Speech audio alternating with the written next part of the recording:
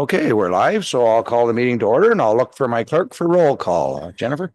Thank you, Your Worship. Good morning, everyone. Welcome to the October 7th Committee of the Whole meeting. I'm Jennifer Connor, Clerk of Ramara Township. I will begin with roll call of council. Mayor Clark. Present. Deputy Mayor Bell. Sent his regrets. Thank you. Councillor Snutch. Present. Councillor Fisher. Present. Councillor Tuyu. Present. Councillor Goff. Present. Councillor Bell. Present. Thank you. This meeting is being streamed live on the Township of Ramara YouTube channel. Be advised that by attending a public meeting of the Committee of the Whole of the Township of Ramara, you are consenting to your image, voice, and comments being recorded, and they will form part of the recording. The chair, CAO, and/or clerk have the discretion and authority to terminate or interrupt the live streaming in exceptional circumstances where the content of debate is considered inappropriate to be published. Attendees are advised that they may be subject to legal action if their actions result in inappropriate behavior and/or comments. Okay, so I'll look for disclosure of pecuniary interest by any member of council.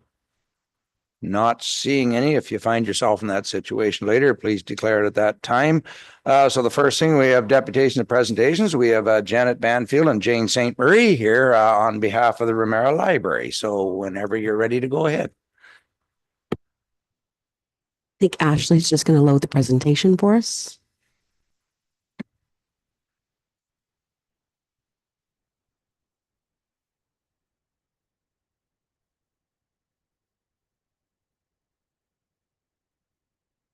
Yep. Thank you very much for letting us come to present. Thank you, Worship and Council. We just wanted to give you a brief overview of some of the things that have been happening this year in our library system. So we have a little presentation and a little surprise at the end. So my name is Jane St. Marie. I am the chair of the library board, and my colleague is Janet Banfield. So let's get started. Can we move on to the next slide, please? So I'm going to give you a little update on the Brechin temporary branch. So next slide, please. Great. So we are located on Ramara Road 47, just by the Ball Diamond there. We are only open Thursdays and Saturdays, limited hours, because we have a limited amount of staff to spread out amongst the two branches. We do have internet connectivity. We do have some programs available, and our services are limited. We don't have a collection at the that site, so people cannot browse through our collection to choose a book. If they know which book they want or which video, we can order it and bring it back down to the branch. And in between Thursdays and Saturdays, folks can drop off their books right here in the lobby at the Ramara Center, or at municipal office here. Next slide. We have, at the behest of council from last year, council wanted to see the community centers being used a little bit more. So we have been trying to offer some programs, some speakers, some children's programs throughout the community. Most recently, we did a Master Gardeners series for adults. We did the Easter extravaganza in Adney and had an escape room at Adney for the children, wildly successful there at Adney. We were able to offer Paint Your Best Friend or Sibling at the Longford Community Center, which was pretty good. And at the Brechin location, mostly they're children's programs. It's a very small location, so we can't offer too much in the adult side, but the children's ones have been going very well. And at the Brechin Legion, believe it or not, bingo is a thing. So it has been very, very successful at the Legion location. And I think our highest numbers were 28 and probably the lowest were like 18. It was pretty good. And that was offered in the evening. Next slide, please. And that's going to be Janet. Good morning, Your Worship, Council, staff, and public. So I'm just going to share with you some statistics for over the last 5 years. So next slide, please, Ash. So here you'll see new patrons. Just remember that any of these slides for 2024 are only a partial year. So this takes you to the end of August. So we still have September to December to record, but you can see that we have continued to see growth of patrons. Next slide, please. I know this came up, and unfortunately, Deputy Mayor Bell isn't here this morning, but I recall last year and the year before during budget deputations, there was a request from council to ask about physical material versus digital material and how they check out. So you can see that physical material is still far more used in our community than digital. Next slide, please. So as far as program growth, Jane shared with you some of the programs that we have hosted over this period of time, but you'll see that in the COVID year of 2020, huge. So that just demonstrates how valuable the library and its services and programs were to the community, and it was a lifeline for many. And then, of course, that dropped off because people could get back outside and start visiting with their families and that kind of thing. But we have seen continued growth throughout there and expect to see that again by the end of this year. We've had comments from other colleagues, right down even from Toronto Public Library, being amazed at what we offer as far as programs for a small rural library. Next slide, please. And here is a slide showing our annual programs that we actually have offered as far as programming. And again, we had a dip in 2021, but we've seen phenomenal growth over the last couple of years. And again, expect to see that upswing at the end of the year for 2024. Next slide, please. So that's me, and I get to talk about the challenges. So next slide, please. So one of the challenges that we have right now is our website. It is woefully outdated. We need to do some revisions to it, which is very, very expensive. We have currently under the accessibility standards for customer service, we are not in compliance. It's a limited template. It's very hard to find anything on the website, and it's not a very pleasant user experience. Anybody who's tried to research things, you really have to know where you want to look in order to access the tools that are available on it. There's lots of material. It's just very difficult and very outdated. Next slide, please. So our Bracken location, it also is a challenge. It's thank goodness we've had it. We've been able to offer some programs there. There is some service there. The location isn't ideal. It's a very small little building. It's hard to find. Also, the signage is difficult to keep up. We've done our best to try and put up signs and make sure people still say that they don't know where it is. We don't have full service, and that's a problem. Many of the students at the public schools after school would go to the library and access books, access a children's program. They can no longer do that. We just don't have the space to do that. And we're very thankful that the council unanimously approved the staff report, but going forward with the Green and Inclusive Community Building Program grant. And in fact, Janet is working with some of the staff, two of the township staff, to complete the grant application. The library board at its last meeting did authorize $9,000 plus HST to help to provide architectural drawings to be able to support that grant. So that has been done, and hopefully you get the grant and all goes well. Next slide, please. So we've had some patron feedback after every program. We do send out surveys, and we try to get feedback and how we can do better. There's a very robust craft program for adults currently being held at the Ramara Center. Unfortunately, the seating that we have is for little children, so it's a little tight getting up sometimes standing. And those are what the comments are reflecting. And we don't have as I said, we don't have as much space as we would like to have for the programs in Bracken. And I'll turn things over to Janet. Thank you. So we're just going to. Thank you. So we're going to share a little bit about our summer successes. Next slide, please, Ash.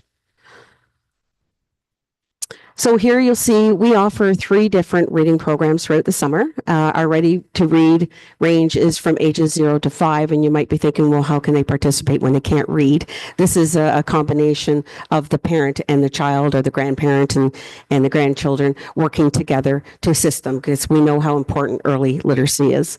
Then we have the TD Summer Reading, which is ages anywhere from 5 to 12. They become very independent readers. Again, sometimes there are people, children who struggle with reading and may need assistance, but we do have specialized collections to accommodate those. And then YA is our young adult summer reading program. And you can see that we've had over 100 kids registered throughout the summer for these programs. Next slide, please. So next we have our school reading competition. This is something new that Rebecca and Vanessa put in place a couple of years ago. It's been hugely popular. So basically the children that register, you can see here kids putting up stickers on the bulletin board, and below it is the trophy that they can win should their school win. So this year they read for a total of 1,235 days, and Upton Grove took the win this year. So they get to host the trophy for the school year, and then it'll come back to the library for next summer. Ramara Central won last year, so it's been a nice, healthy little competition for the children. Next slide, please. And we always have then a summer wrap-up party. And since COVID, we used to provide a lot of prizes, but since COVID, we started going the gift card route. We did get a little bit of feedback about some kids saying they wish that we still had some prizes, because you walk in and they see it. And it was a real incentive for kids saying, oh, I just have to read it and I might be able to win this kayak. Yes, that's all you need to do. So, but you can see that we had diversity as far as gifts, and some sponsored gifts as well from our recreation department and Kawartha Dairy, Lanterna, etc. Next slide, please. So this is just some highlights with regards to other in-house programs that we've had. And we've shown here the fire department and a grader from the township, because they've been great partners with the library. And we're very pleased about that. But the kids are more excited than we are. They love the Touch a Truck program. It's hugely popular. We've had it now for several years, and we don't dare get rid of it, because they just love getting up into these big trucks and behind the seats and honking the horns and the sirens, etc. So get ready for kindergarten. Again, we've had to limit the number of participants there. It could have been double the size, but we could only manage 12 little ones with 2 staff at a time. Again, the positive feedback that we have received from that, especially last year when they were COVID babies and they hadn't had an opportunity to get out and socialize. 3 weeks of crying and screaming and separation anxiety. It was a very different library. This year, you can see the difference, because the children that were born that 1 year later had that opportunity to socialize and network with other children. But again, the feedback that we got from grandparents and parents parents that brought the children there, they were so ready because we even had the school bus and they got to bring their snacks and their lunches. And it was very regimented program. And by the end of the 8 weeks, the children were ready. So it's a great program. Rome Ramara is a great way to offer programming throughout Ramara to have participants see other areas of Ramara other than just the library. So we do story times at various different locations. Variety Hour, again, was hugely popular, as well as drop-in crafts. Next slide, please. And again, here we're just sharing with you some of the program highlights. Pictured here is our little graduates from the Get Ready for Kindergarten program. But you can see that reading's improved. They've tried new books. They love the library and all the cool programs. The library team are awesome. They really go above and beyond to ensure great customer service. Excellent event at the airport. So this was new this year. It was called Cat a Plane. And Rebecca established this new partnership, and the kids and the parents were just elated about going out to Lake St. John Airport and being part of an airplane. That's something that I've never really experienced myself. So it was pretty exciting. And then someone else had said, my daughter was extremely happy with her teachers, Miss Rebecca and Miss Vanessa, and we loved how educational and independent it made her. Adored and would sign up again for sure. So this is just solidifies that all the great work that our team does really helps children be successful with their future in school. And I think, one more slide, please. Summer take-home kits. Again, these became popular during COVID when kids couldn't come to the library. We started developing kits. So pictured here, Rebecca has a whole kit thrown together. And basically what we do now is we offer them on special long weekend holidays. And every kit has been sponsored by our wonderful fundraising groups, the Friends of the Library and the Ramara Quilting Club. Next slide, please.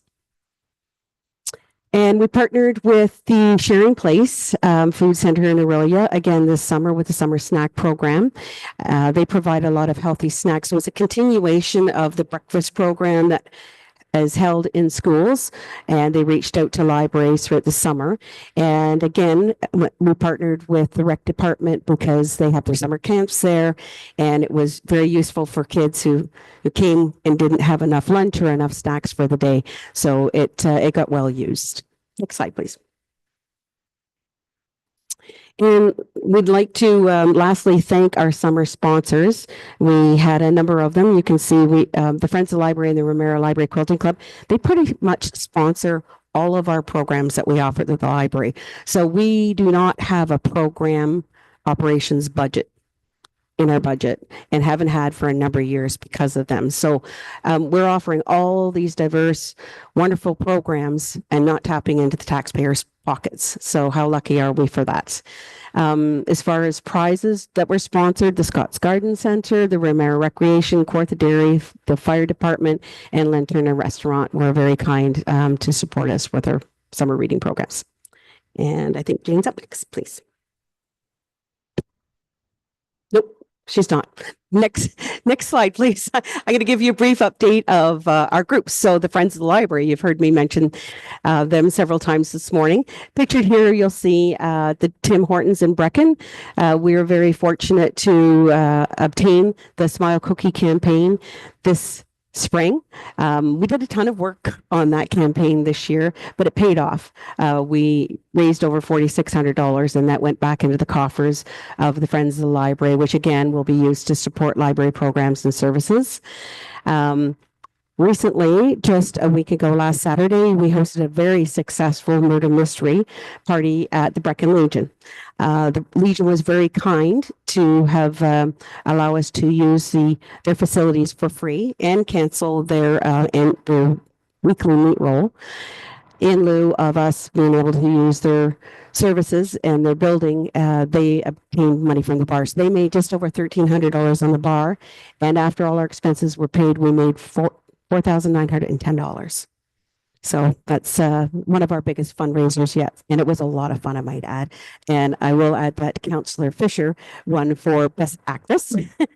And I think your friend won Best Costume, actually, for female. So thank you for your support. And then we also have the annual Ramara Center Craft Show, which is coming up in late October. I think it's the 26th. So the friends do the bake sale, which is also very popular. And they also have book bags and earbuds that they sell throughout the year. So for October, this is October Canadian Public Library Month. So they're having their book bags on sale for $8. And I think you all received one when we did orientation the year before last. And next slide, please. So you've heard me again mention the quilting club. You'll see here all the beautiful quilts that our group have made since 2023. They on average anywhere from $2,200 to $2,500 a year. They do 3 prizes. Usually the quilt is anywhere between a queen and a king size quilt. And then they have a smaller, usually like a lap or a baby quilt. And then they have homemade jams and jellies and different things as a 3rd prize. They go all around the township, Ramona Fair, the Ramara Chamber car show, Foodland, and on the outskirts of the municipality as well to sell tickets. They're a very small group of ladies who are very talented. Sadly, it's an art that is a great tradition, but many people don't have the skill sets, and the ladies are aging. But also we haven't had the opportunity to continue to use the auditorium at the Ramara Center any longer. So now they're going to have to they've had to sew with sewing machines. The last quilt that they've done, they weren't able to hand quilt. The problem is the size of the frame. We can't get it through doorways, so it kind of has to stay in the room that is in which it's housed. So they've told me that they are going to continue with another one, but they're going to do a much smaller quilt. So they probably won't raise as much funds, but whatever they do, I so envy their skills, and it's a real highlight when people like to sell tickets. So if you're interested in tickets, you can get them at the library, and the draw will be near the end of the day of the craft sale on October 26th. Next slide, please. And then lastly, we have our Fiber Friends group. This group has grown phenomenally. I think we're up to about 24. We actually have another group that come in from Commitee. I can't remember their name. From a community group anyways with their clients. And it's a really great opportunity for these ladies to do the crafting and connect with the public and get out weekly. So they knit, they crochet, and typically what they do is they pick a project for the season.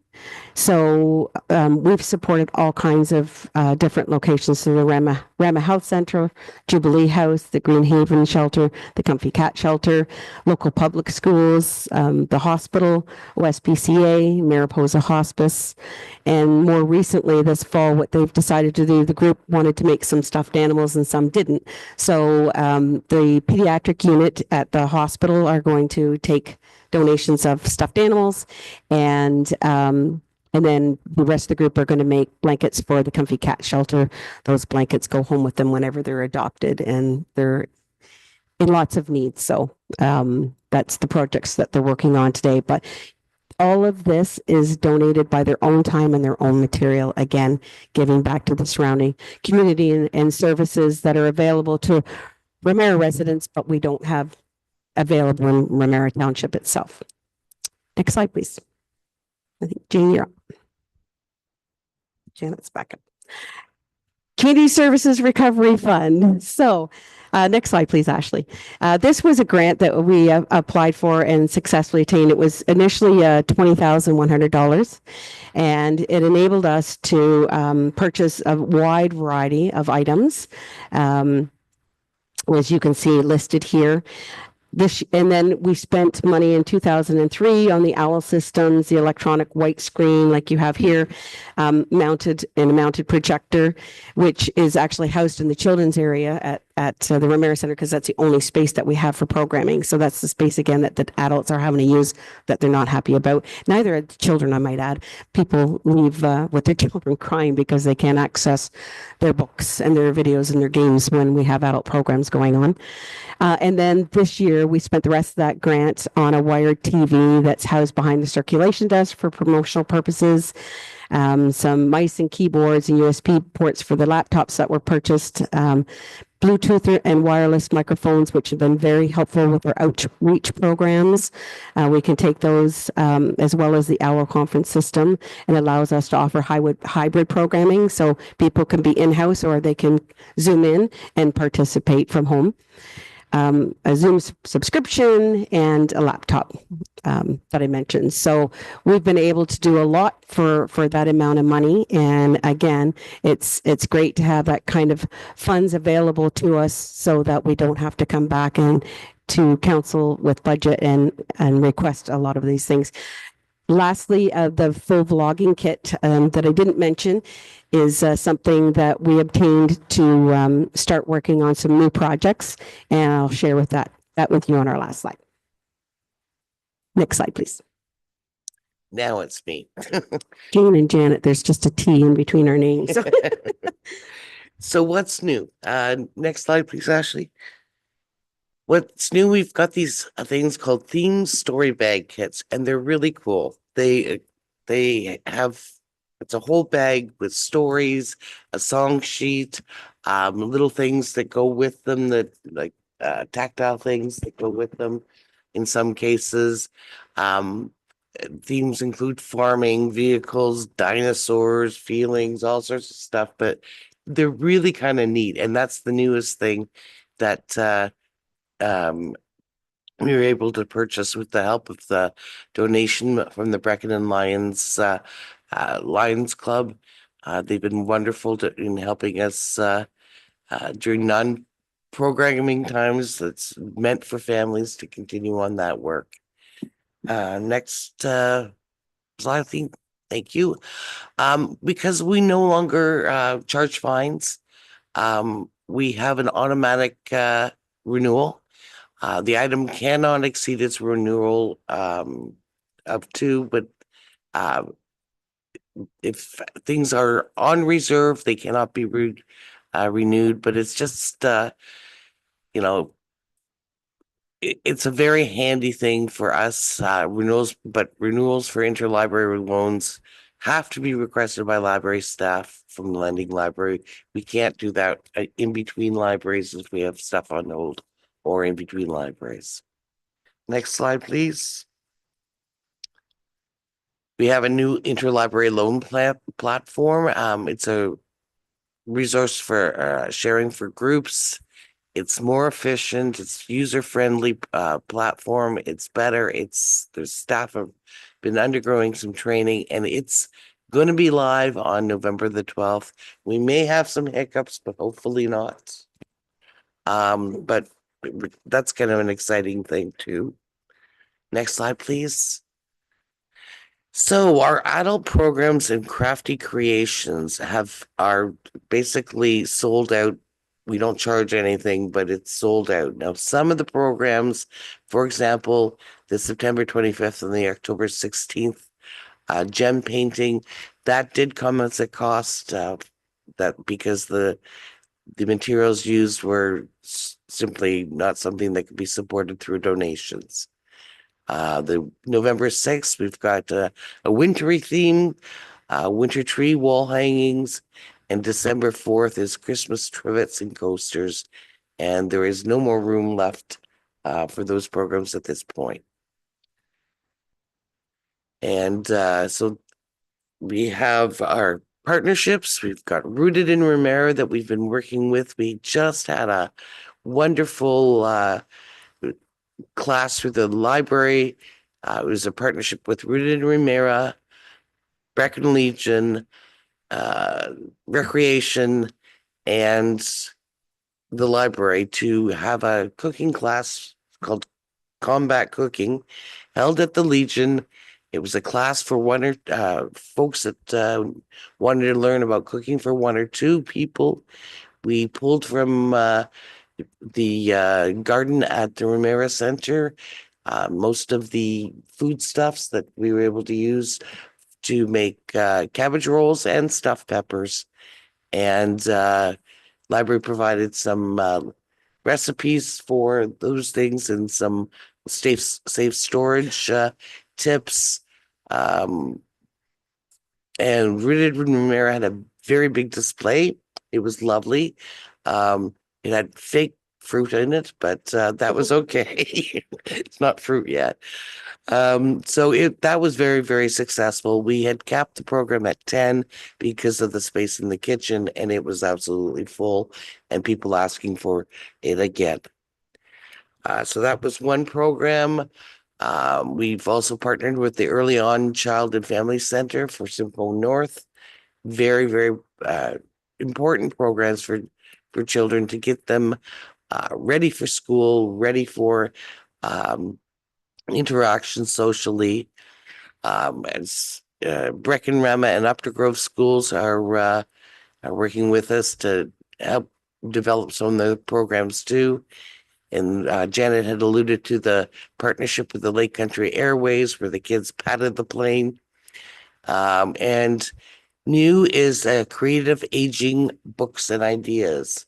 As you know, that we have a very high level of seniors in Ramara Township, and this is a program to provide seniors with ways to keep mentally acute, and a totally different thing than what we've done before. So we're looking forward to that. And next slide, please. This is our volunteer appreciation event that we held for all of the folks that volunteer with us, the Fiber Friends, the Quilting Club, and the Friends of Ramara also, and the board was there also. Next slide, please. Okay. So you heard me mention while Ashley was getting this ready for us, that with the vlogging kit, you might be wondering what the heck does that mean? So basically it's a camera and a lighting system and everything that goes along with it to allow us to create videos, which is something that a lot of urban libraries have been doing, but we haven't had the technology nor the ability to do so. But with having a new staff member on site, Vanessa took on the challenge to create her very first video. Not without the thanks of a local family who bring their children to the library. He and his wife are both videographers, and they met with Vanessa and I, and they gave us a lot of great information, tips and tricks with developing videos. And Vanessa embraced this, and this is the result. So we'd like to share it with you. Go ahead, Ashley.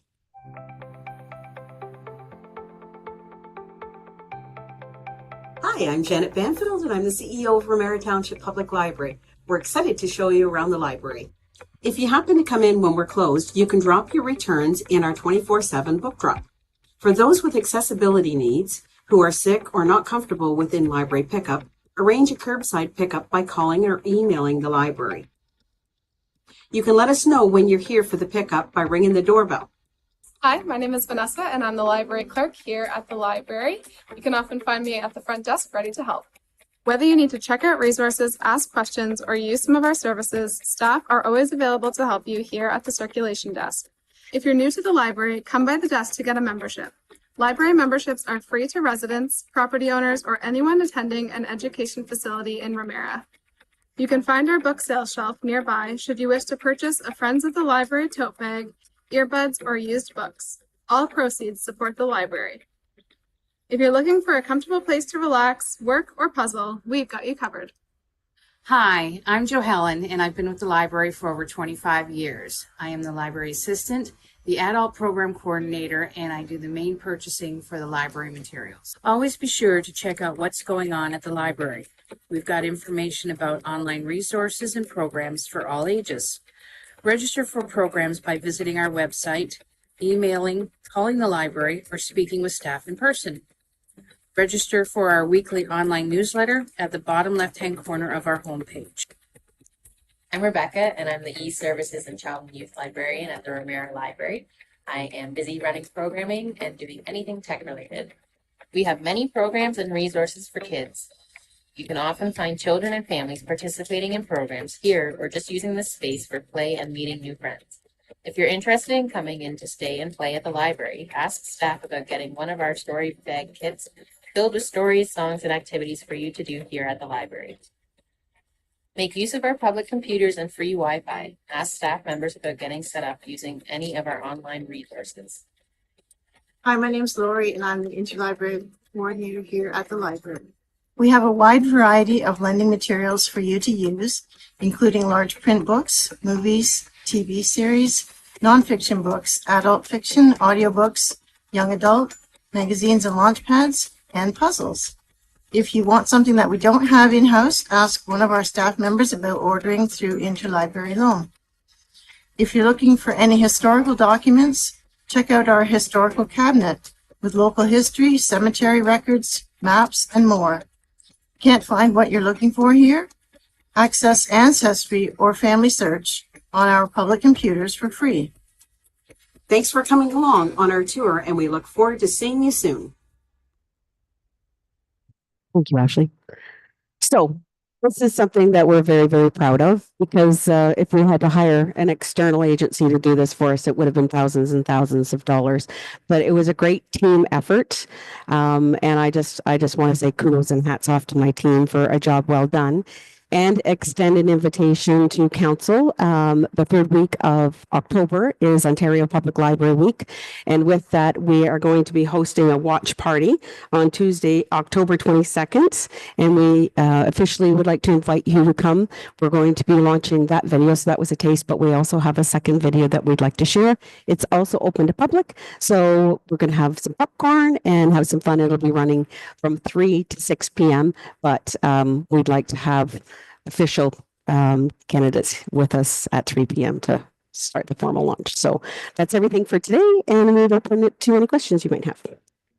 Okay, first off, I'll say we apologize again for the loss of the medical building. You know, it's a great old building that was donated to us. Unfortunately, it was never meant to be accessible. And ever since we put the ramp into the basement, it's just been ongoing issues there. And thank you for partnering with us to try and get the grants to get the new location up and running. And hopefully we'll get that and have a beautiful space right here in downtown Brecken. So I'll open it to the floor first. Any questions? And then I have a few of my own. Councillor Goff. Great presentation. Thoroughly enjoyed it. Very informative. My one question is with your annual programs offered.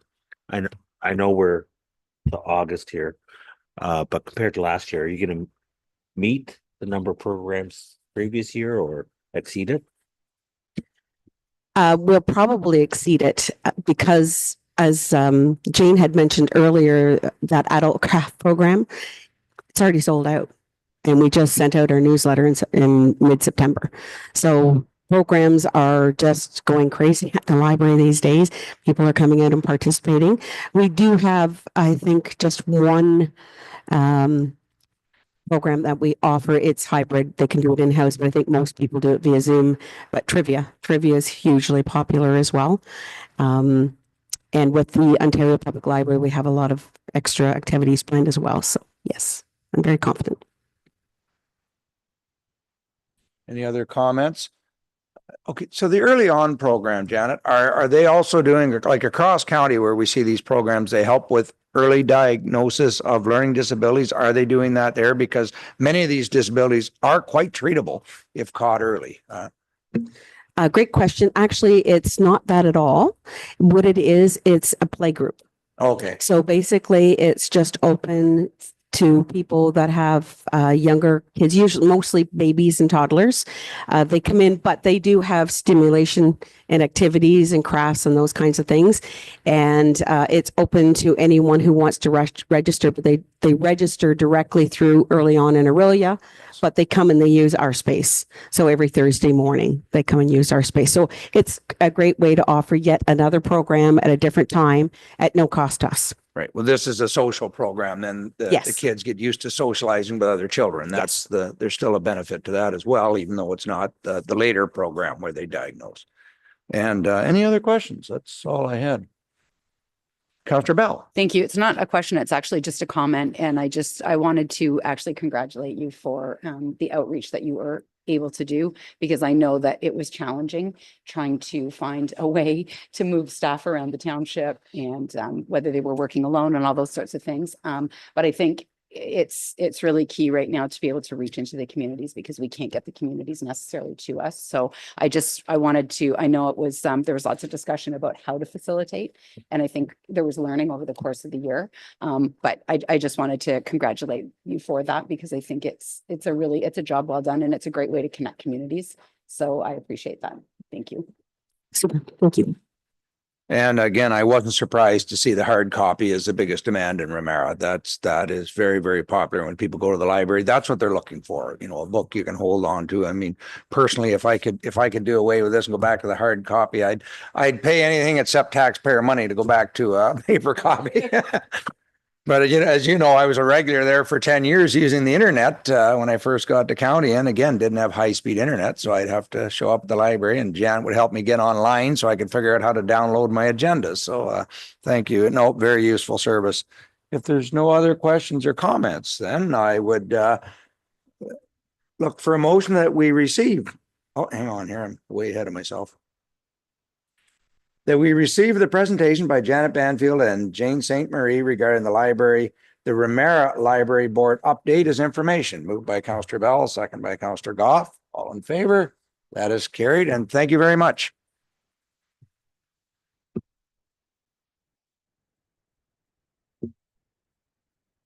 So next I have a presentation by Debbie Vandenacre and Ryan Lloyd of the Planscape regarding Ramara Recreation Master Plan. Got a feedback.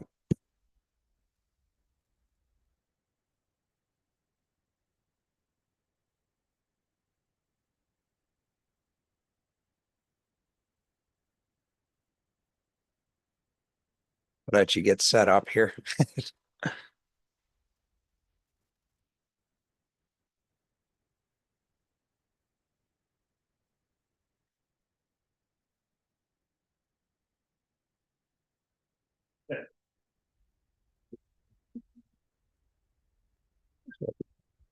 Thank you. Good morning, everybody. Mayor, council, members of the public, staff. Thank you for having us. We're just here to update on the project that we've been embarking on. Can I get the next slide, please? So for those who have not met us yet, this is Ryan Lloyd. I'm Debbie Vandenacre. So I am the senior planner at Planscape. I'm the project manager on your Recreation Master Plan. Ryan Lloyd is a planner at our firm, and he is doing the majority of the day-to-day. You guys have probably seen him out and about and had discussions with him on this project. Next slide, please. So the purpose of this project, as per your RFP, is really to create an impactful recreation master plan. So for us, that means something that you can do something with. We have no intention of writing a plan that sits on a shelf or somebody just refers to it every once in a while. We really want this to be something that you can pursue. It will be a strategic blueprint for funding, for deciding on priorities moving forward. And we're doing that in a short, medium, and long-term view. So we want to make sure that the actionable items that you can put forth immediately are identified, some of the things that you can start putting into motion so that you can achieve them in the medium term. And then the long-term plan is essentially things that you want to keep on your radar as things in society, as things in budgets, as things in development shift and play. So next slide, please. So these are the things that we have achieved to date. So the project website and social media posts are up and have been launched for months. We have had an opinion survey that was public between July 8th and August 5th. We conducted 2 public open houses on July 29th, so one here and one at the Ramara Center. One-on-one or small group interviews were conducted between July 31st and August 12th. And the reason that we have been so sort of meticulous and methodical about going through these consultations is to make sure that all of the conversations that can and need to happen between the parties that play an active role in your recreation services were able to happen. On August 28th, we actually had a senior staff, it's not on the list, but we had a senior staff afternoon workshop to sort of take advantage of that momentum that's been building to make sure that all senior staff and all departments were aware and could bounce those ideas off of each other to find ways to benefit the rec master plan. So the program and facilities review included an asset management plan. We reviewed that document to see what you have, where the funding was, what kind of condition it was in. Township-wide parkland and properties tour with Ryan and Josh, right? Yes. And programs review with the rec department. So as you know, Justine is amazing and has the sort of behind the scenes look at what's been going on. So that has been happening. So right now I'm going to turn the presentation over to Ryan to discuss some of the specifics we've learned to date. So next slide, please. Thank you.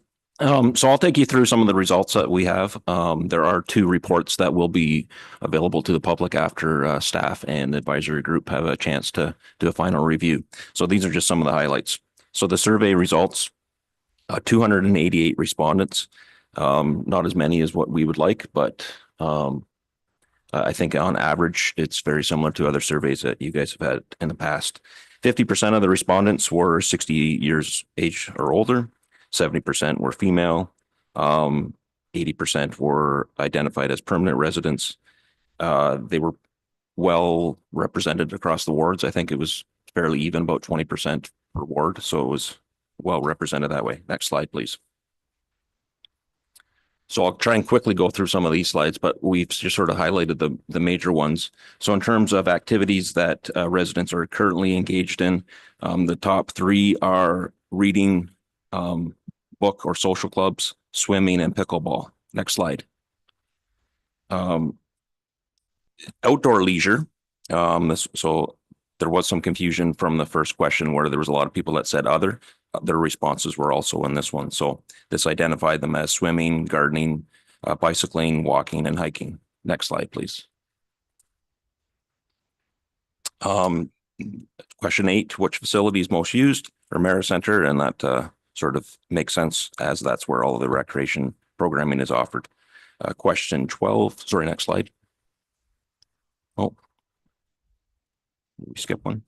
Question 12, which was in there, it was whether or not you traveled outside of the region or outside of the township, where I think it was over 75% said yes, they do travel outside of Ramara to use facilities. So Aurelia and Brock. Next slide. Question 15, what facilities would you like to see in the future? The top answers were pool, recreation center, so a multi-use space, and more trails. Next slide, please. What other programs or facilities would you like to see? The top respondents or responses were pickleball, swimming, a pool, gym, fitness, or dancing. Next slide. So these next few questions, these were sort of open-ended questions, and we kind of took all of the information and tried to group them into what was sort of the common theme. So if budget was not a consideration, what do you think would most benefit residents of Ramara? And the top answers were trails, a gymnasium, a multi-use space, or an indoor pool. Next slide, please. So 21, again, we sort of put them all into common themes. If Ramara could pursue something in the near future, what would that project be? Again, pickleball courts, a gymnasium, an indoor pool, a new or an expanded recreational center, and again, more trails. And then lastly, we included this as what would you recommend to staff or council? again, common theme, more programs, more facilities, more trails or bike trails. And then there's two comments here. One is more information or communication, and also quite a few, about 6% of the responses were about council and staff listening to what residents want. Next slide. So these are sort of the summaries and themes of the interviews that we conducted as part of the engagement. So in general, themes included sort of investing into what you already have. So investing into the parklands and the facilities that are there. Both staff and council and community groups that were part of the interviews commented on multi-use spaces, more brick and mortar investment, not temporary structures. Indoor rinks did not seem to be a priority for anybody. It seems like you guys are very comfortable with using rinks in Aurelia or Brock. There was comments about Ramara trying to support and expand community events, and as well as OADA requirements in all of the facilities need to be incorporated. Parklands. So there was sort of a back and forth on this one. There's some comments that Ramara has lots of parklands, and there were some that you need more parkland and you need more trails. So this one sort of was a bit back and forth. Lots of summaries of multiple underused parklands. Common theme of public versus community versus private. That a lot of these parklands are public, but there's sort of a underlying theme that they belong to the communities where they are. So it's not that as much as they're open for all of the public, a lot of the community small parks are meant for that specific community. Common theme is better maintenance. I believe you have one grass cutting crew, and you're down to half of that now. So as you expand these parklands or make them more usable, of course, you need more staff to maintain them. Next slide, please. Trails. The two priorities from the Trails Committee are, again, linking Lagoon City to Bayshore Village, and then also creating a safe trail from Ramara to Washego. There's lots of opportunity for more trail amenities, such as picnic shelters, benches, better access, parking solutions, and more recreational programming. There's also opportunity with the parklands that you have for potential smaller local trails or loops instead of just this connection from one end of the township to the other. Beaches, lots of beach and lake access. Many of them are underutilized. Many of them have limited parking.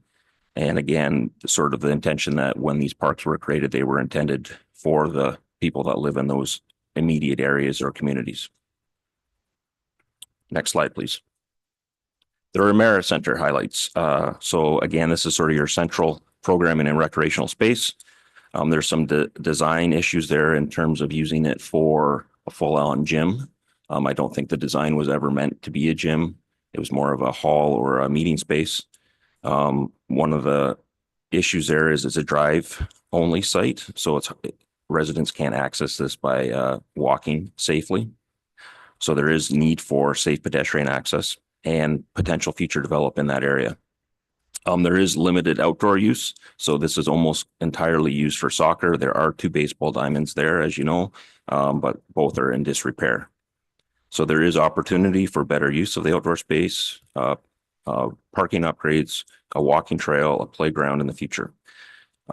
Staff would like to see a more variety of programming, but they are limited based on space and scheduling. Next slide, please. The Breckon Community Park. Again, it's currently underutilized. At one time, it was the community hub. It's kind of in disrepair at this point. And there is some redevelopment opportunities and some concept designs at the staff level. And again, this is sort of redeveloping. On Saturdays, you have a vendors market that they would like to grow and continue to keep going. The St. Andrews Hall and Standard Bank. From our point of view, it's sort of an unknown future. We're not entirely sure the entire concept of this. So we understand that there potentially could be a spot for the library, and there could also be an opportunity for more indoor and outdoor recreation. And I believe there is some staff level concepts for that building. Next slide.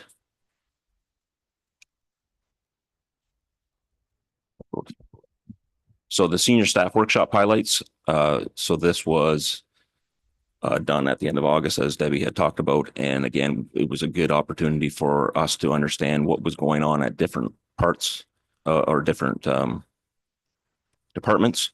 So there was a recognition of the different projects.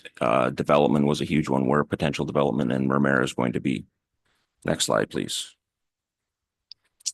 Ramara recreational programming.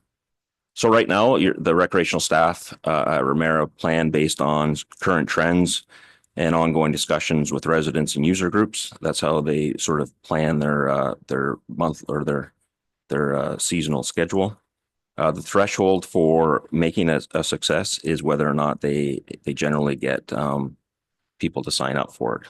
So if it's done internally and Justine and staff can do it internally, they can carry on and try the new activity. But if they actually have to hire somebody, then if they don't get the registration, then they have to cancel it. Next slide. So some of the constraints in the programming are limited facilities. So your Ramara Center is again not designed for a gymnasium for the sports. Many of your amenities are in disrepair. And again, there's conflict with available space and being able to offer more than one thing at the same time. Location and access. Programming at the Ramara Center is drive only. Your community centers, where they have tried to do some remote locations at the Udney Hall or Longford Mills, again, driving only, and they're smaller populations. They're not near the urban populations of Brecken and Atherley, and also not near your public schools where you offer your after school programming. Next slide, please. So age appropriate programming. So this one's a difficult one with working adults and getting sports or programs for them. Getting them to sign up and actually participate is sometimes difficult. Youth program can be cyclical. Again, if you're doing a toddler program, one year you might have 20 toddlers, the next year you don't. Pickleball is huge and it has huge conflicts with the use of space when you only have one building to really use. So cost and affordability, it's difficult to find affordable instructors for new programs. Increasing user fees is touchy and they have a limited budget. Next slide. So I'm going to look at the parkland now. This is part of all of your parkland that have been identified in your asset management, as well as what Josh had pointed out as other potential lands. So parkland, again, limited size, access and parking. A lot of unusable parklands. So you have a lot of identified parklands that when we drove by, they're underwater. So they're not really, as much as they're identified as parkland, it's not something that you can really develop. And again, a lot of the spaces are underutilized. Facilities, again, limited functional use for the recreational programming for sports activities specifically. And then a lot of your halls are old or aging buildings. Your parkland amenities, most are in disrepair. Many are underutilized and or non-existent. So again, you have a lot of open space with nothing at them. And I will turn this back over to Debbie. Next slide, please. So hopefully what you've heard is that there's a lot of information. There's a lot of moving parts. There's a lot of pieces to this puzzle that we're trying to fit into a logical and strategic plan for you. So very common in rural communities, lots of area, lots of space. To develop those areas cost lots of money, which is typically a difficulty in rural areas. So there is this give and take and push and pull that we try to manage through this process. Our next steps are to update the project webpage with the public engagement summary. So we've created a comprehensive report of everything that we've heard, and to make sure that people understand that we have been listening. We want to make sure that people understand that not only was their comment heard, but everybody's comments have been heard. And we put that into this whole sort of framework that we're going for. The draft master plan has largely been drafted in terms of the structure and what we want to put forward. That will go to the advisory committee first to have a look and lots of discussions there, hopefully. We will come back to the public with an open house on November 13th is the scheduled date. So we'll start advertising for that soon so that the members of the public and all the community groups can get that on their calendar and hopefully come out and visit again. And then we will come back December 16th to you with the final presentation with the final plan. Next slide, please. So this is the entire project schedule. So as you can see, we have gone down to the purple to phase 4. Draft master plan. We're on schedule. November 13th was the target. Mid-November was the target to come back out to another public meeting. We will hit that and then come to you mid-December again. So hopefully that can get some endorsement or approval in December for your new master rec plan. So that's all we have for you today. Happy to answer any questions that you have. Hey, Councillor to you. Thanks for putting this together. I'm just curious that the November public meeting, are you still looking for input from the public at all at that point? Or is this just presenting your findings based on the surveys and all of the fact finding you've been doing so far? Thank you. So there's always opportunity right up until it is final. So the intention there is to present the draft plan so that we can show here's what we have heard so far. Here is the plan that we have put together. If folks have some sort of objection to it or some sort of comment, we have time to amend the plan, the draft plan at that point. So yes, we are. And also it will be the draft plan that we're presenting. Well, that's great news because of course everybody comes to me with their ideas after the survey closed. So it's good to know there's still an opportunity. Thank you. You're welcome. Any other questions? Councillor Bell. Thank you. Yes. So you've offered 2 different questions and I can't remember the whole survey, so you might have answered this anyway. But you asked, do you travel outside of the township to engage in recreational activity? And there's a high response rate that says yes. And then there's another question that says, what do you participate in, and whether it's inside or outside? So I guess one of the pieces of data I would want to know is what are they traveling outside to do? Some of it I can intuit, but I still like to see numbers. And the reason I'm asking is because when you started, I also started my own research and I found municipalities that have between 9,000 and 11,000.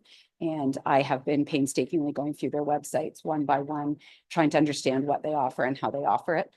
It's arduous and I'm not anywhere near finished, but 11 municipalities in, the only way that small communities are, or small townships are successful is with partnership. So I don't think it would be surprising for residents to travel to surrounding communities. So I guess I would want to know how could we plan what we would want to do here if we don't know what specifically they're traveling outside to do. So I'm hoping that in the data somewhere, we have a deeper understanding to help point us to the kind of programming that maybe we could offer here or that we need to more robustly search for in a partnership. Thank you. That's a great amount of research that you're doing. You are absolutely correct. The partnerships are the key, especially in rural municipalities, to making recreational programming work in any way in the long term. So do we know specifically what they're traveling outside for? No, we again can sort of intuit that. What we were looking for in the survey, and actually one of the recommendations is that you continue to survey your residents as you move forward so that you're always getting sort of up-to-date information, because in a year or two, trends can change greatly, especially with recreation. We've seen that in the last few years. One of the things that we will be recommending, one, is to do that survey sort of on a continual basis, and 2, a big push in the recommendations is for partnerships.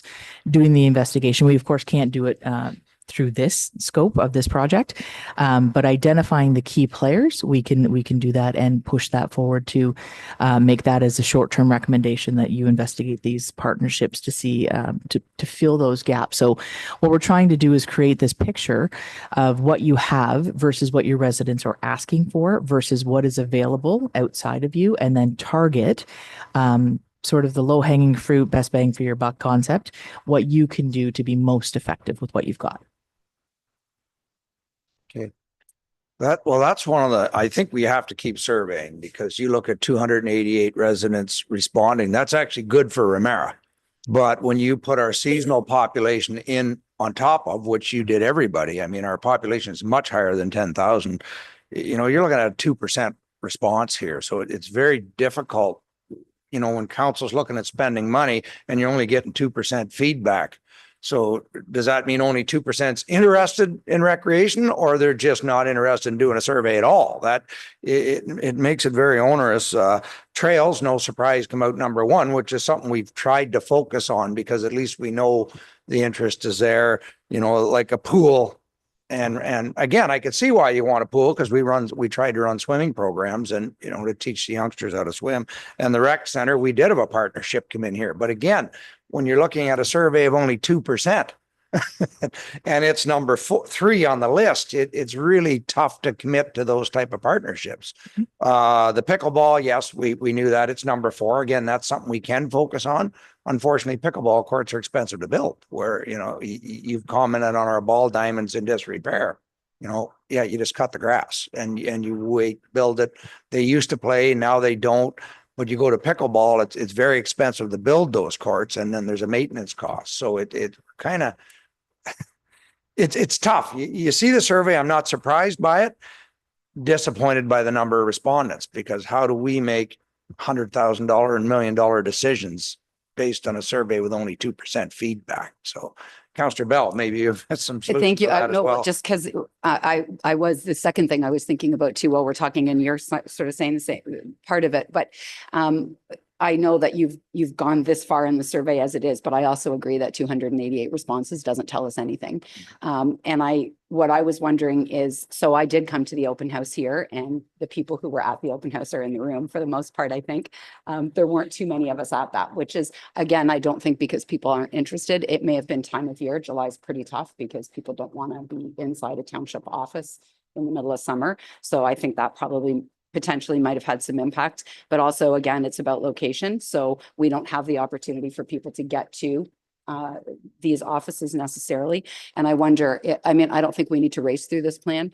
And I think my thought process is, can we do a redo on the open houses and do them at the community centers so that the folks in the communities can come to the open houses in their community versus trying to move them from Longford Mills or Udney or what have you to this township office. So I understand there would be a cost to that as well. But I don't think that putting together a program based on 288 responses is enough to give us a good picture of what is, what's desired by residents. And I think reaching into the communities is the only way to find it. I know you tried to do paper surveys, I think, through the community centers, but I don't think that's the same as an open house. And I just know my own experience in the community. If you do something in the community center and they can wander over, you have a much higher potential that people will join in. So that I would recommend just to slow down on this and a rethink on how we do that engagement.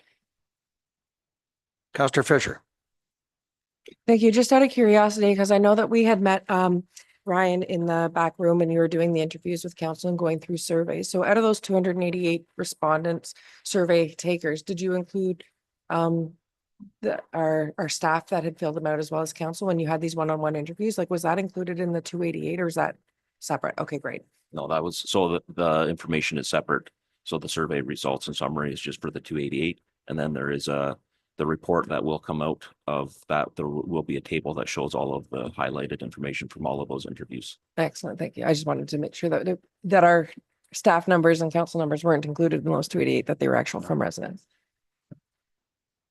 So, and you're right about a lot of our parkland, because, back when these subdivisions went in back in the day, it was parkland in lieu of money. So they left us the unbuildable piece of land. And we did sell some that was clearly waterfront developable lots. We sold them when we're doing the Ramara Center to offset the cost. So, it might be worth having an inventory of that land at some point, but I would even not encourage selling it at this time until we had a project you wanted to do. So if you're selling a supposed parkland that really could be used as a building lot, not much of anything else.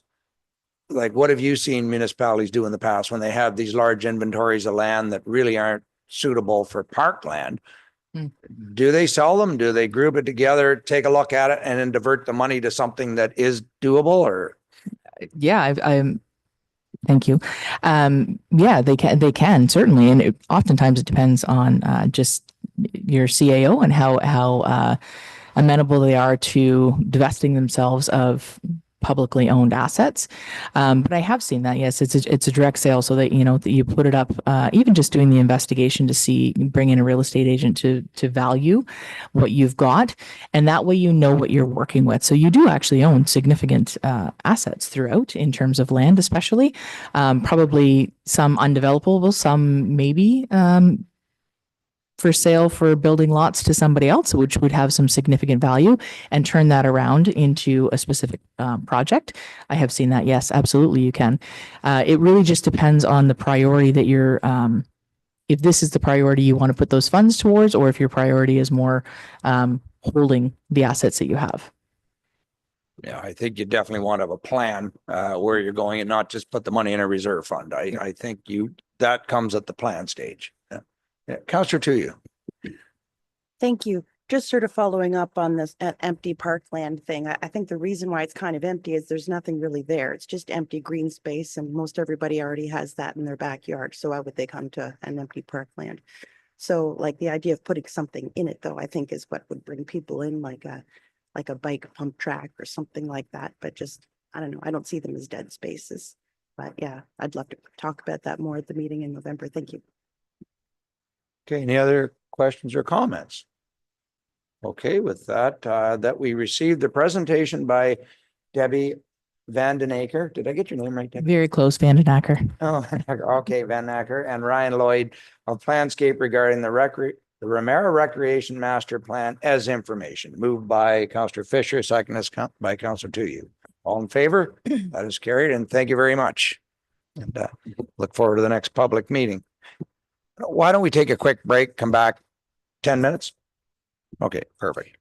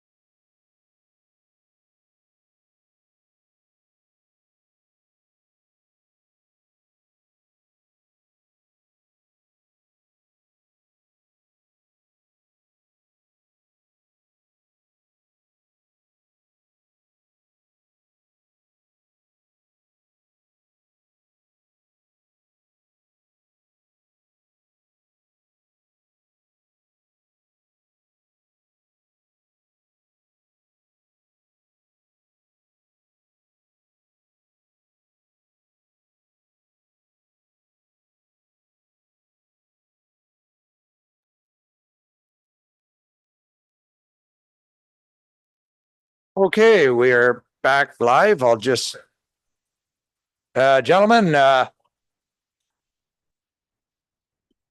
and got a staff party going on there.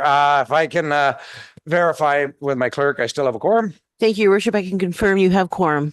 Thank you. So now we're on to administration and finance. Councillor Snutch. Thank you, Mr. Mayor. We have 3 items on the agenda today. The first one's 4.1, the Community Sport and Recreation Fund. A recommendation is that council receive AD 1924's information and that staff apply for the Community Sport and Recreation Fund. Can I have someone? Thank you, Councillor Fisher, second by Councillor Tuyu. So is there anybody, Ashley, do you want to comment on the report? Sorry about that. Yeah, so this is the grant that came out from the province, and it was announced back, I think it was just before AMO. And so for the report that we have here today, staff provided an option based on things that need to be done right away. So one of them is the roof. So that is in the budget no matter what, is to get that replaced. It needs to be replaced. It's been leaking, especially in the back end of the gym area. So that's in the budget for 2025. So that would be the one part of the grant, as well as revitalizing the one baseball diamond as well. So those are the two things. So it's a 50% matching grant. So basically the price of the roof would be the same as what the baseball diamond is. So if, let's say, we get the grant, we're only paying them one for two things, if that makes sense. Thank you. Questions from council? Councillor Tuyu. Thank you. Through the chair, Ashley, would you be able to clarify for me? So there's the two different fundings. One is for a smaller amount and one is for up to 10 million. And it just sort of seems, in case anybody asks, well, why wouldn't you ask for the $10 million one? But can you clarify? So for both of these funding streams, the township contribution would be 50%, right? So that would explain why we're not going for the 10 mil. Yeah, so there's two different streams. One is retrofitting or upgrading, and the other one's a new build. So you can apply to each one. So we could apply to stream 1 and we can apply to stream 2. But at this time, because we don't have the finalized rec master plan, we don't know where the direction that we're going. So staff thought it's better to right now fix what we need to get fixed. That is in the budget. So that's why we thought about the stream 1, and that minimum funding is 150,000 up to 1 million. Okay, Mr. Mayor. So the leaking roof, is it not a steel roof? So we wouldn't be ripping the roof off. We'd just be repairing it, would we not? The issue is the solar panels. It's got solar panels, and we've been trying to find contractors that would do the repair as well as remove the solar panels to try to mitigate, he said, she said, in the end. If we get two contractors, one to take the panels off, put them back on, one to do the roof, who's at fault for the leaky roof? That's kind of the situation we're in now. But yes, it is a steel roof. We would be doing repairs, but the issue is the solar panels right now. Well, when you put them back on, that's the trouble. You're drilling through a steel roof, so you can't really get that to seal. Yeah, yeah. So we're looking to put the solar panels on the ground possibly to mitigate those future repairs. We're just trying to figure all that out. So Yeah, I was going to say, why do we have to put them back up? I mean, I'm not being anti-green or anything, but how much do we generate off of that and how long before they have to be replaced anyways? I'd have to look that up, but I know we were running into issues with the microfit program that they were specified to be rooftop mounted units, and to continue in that microfit program, they have to go back on the roof. So what is the revenue that we bring in from those solar things or offset our electrical? I don't have that in front of me. I'd have to look it up and get back to you. It's probably in at around 20 to 30,000 a year, maybe, that we bring in from revenue on them. And how many square feet is this roof repair? I don't know. Is it the whole roof or just a partial portion? I think it's just the back portion of it. Yeah. Councillor Fisher. Thank you. When does this grant application close, Ashley? Sorry, for you. Near the end of the month. I think I had it right in the report. I glanced quickly and couldn't see it. Okay, it is. It's near the end. It's October. I want to say I have too many grant deadlines in my head, but I want to say it's near October 18th. That's okay. And Yeah, go ahead. through you again, if we just heard from the consultants that's doing our rec master plan. I mean, I know it's kind of tight timing to have a project completed in the time. Should we apply for the stream 2 and just hold on to it for the time being? We might have, once we get a rec master plan, an idea of maybe creating something new.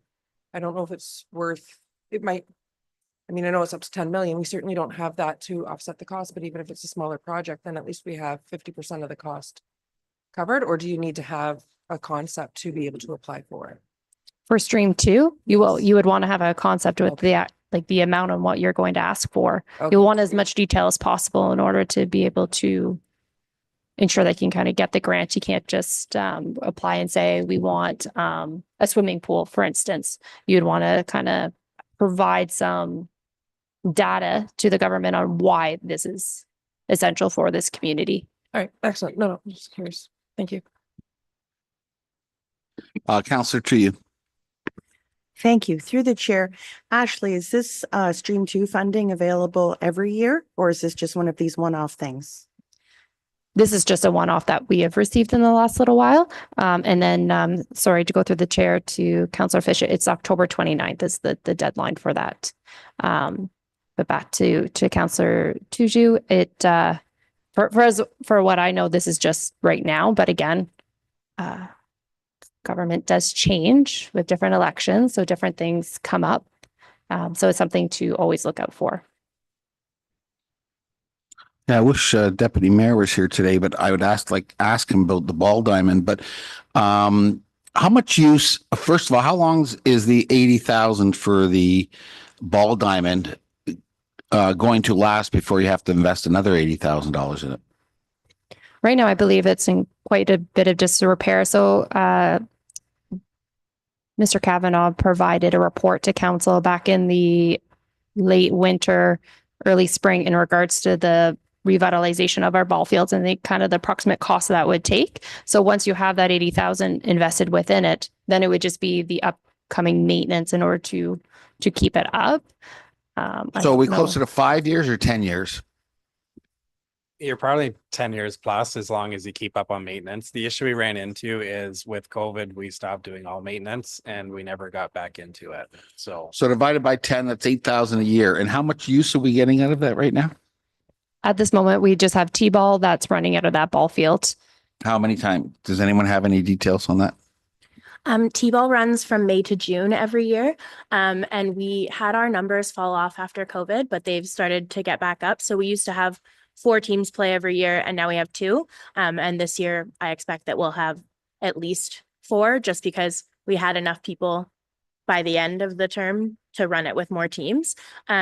We've just been having a lot of requests for people to rent it and for other leagues to join it instead of just T-ball, which is only ages 4 to 6. And how many times a week do they play? Just once. Okay. Any other questions then? Let me just go back to the motion here to see we're receiving this as information. Or we have to decide on the grant. We have to apply for the grant. I think we definitely have to fix the roof. It's just whether you want to spend 80,000 of our money on a ball diamond field.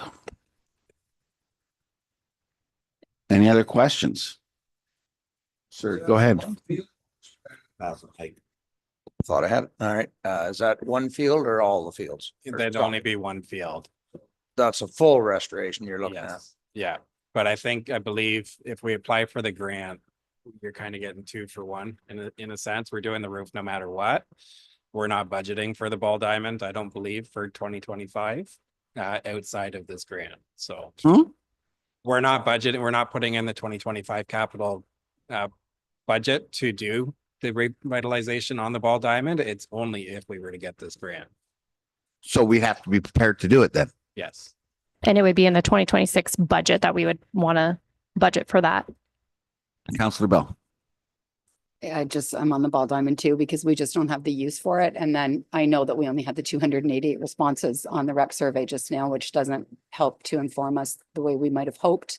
But it certainly didn't at any point show any interest whatsoever in baseball.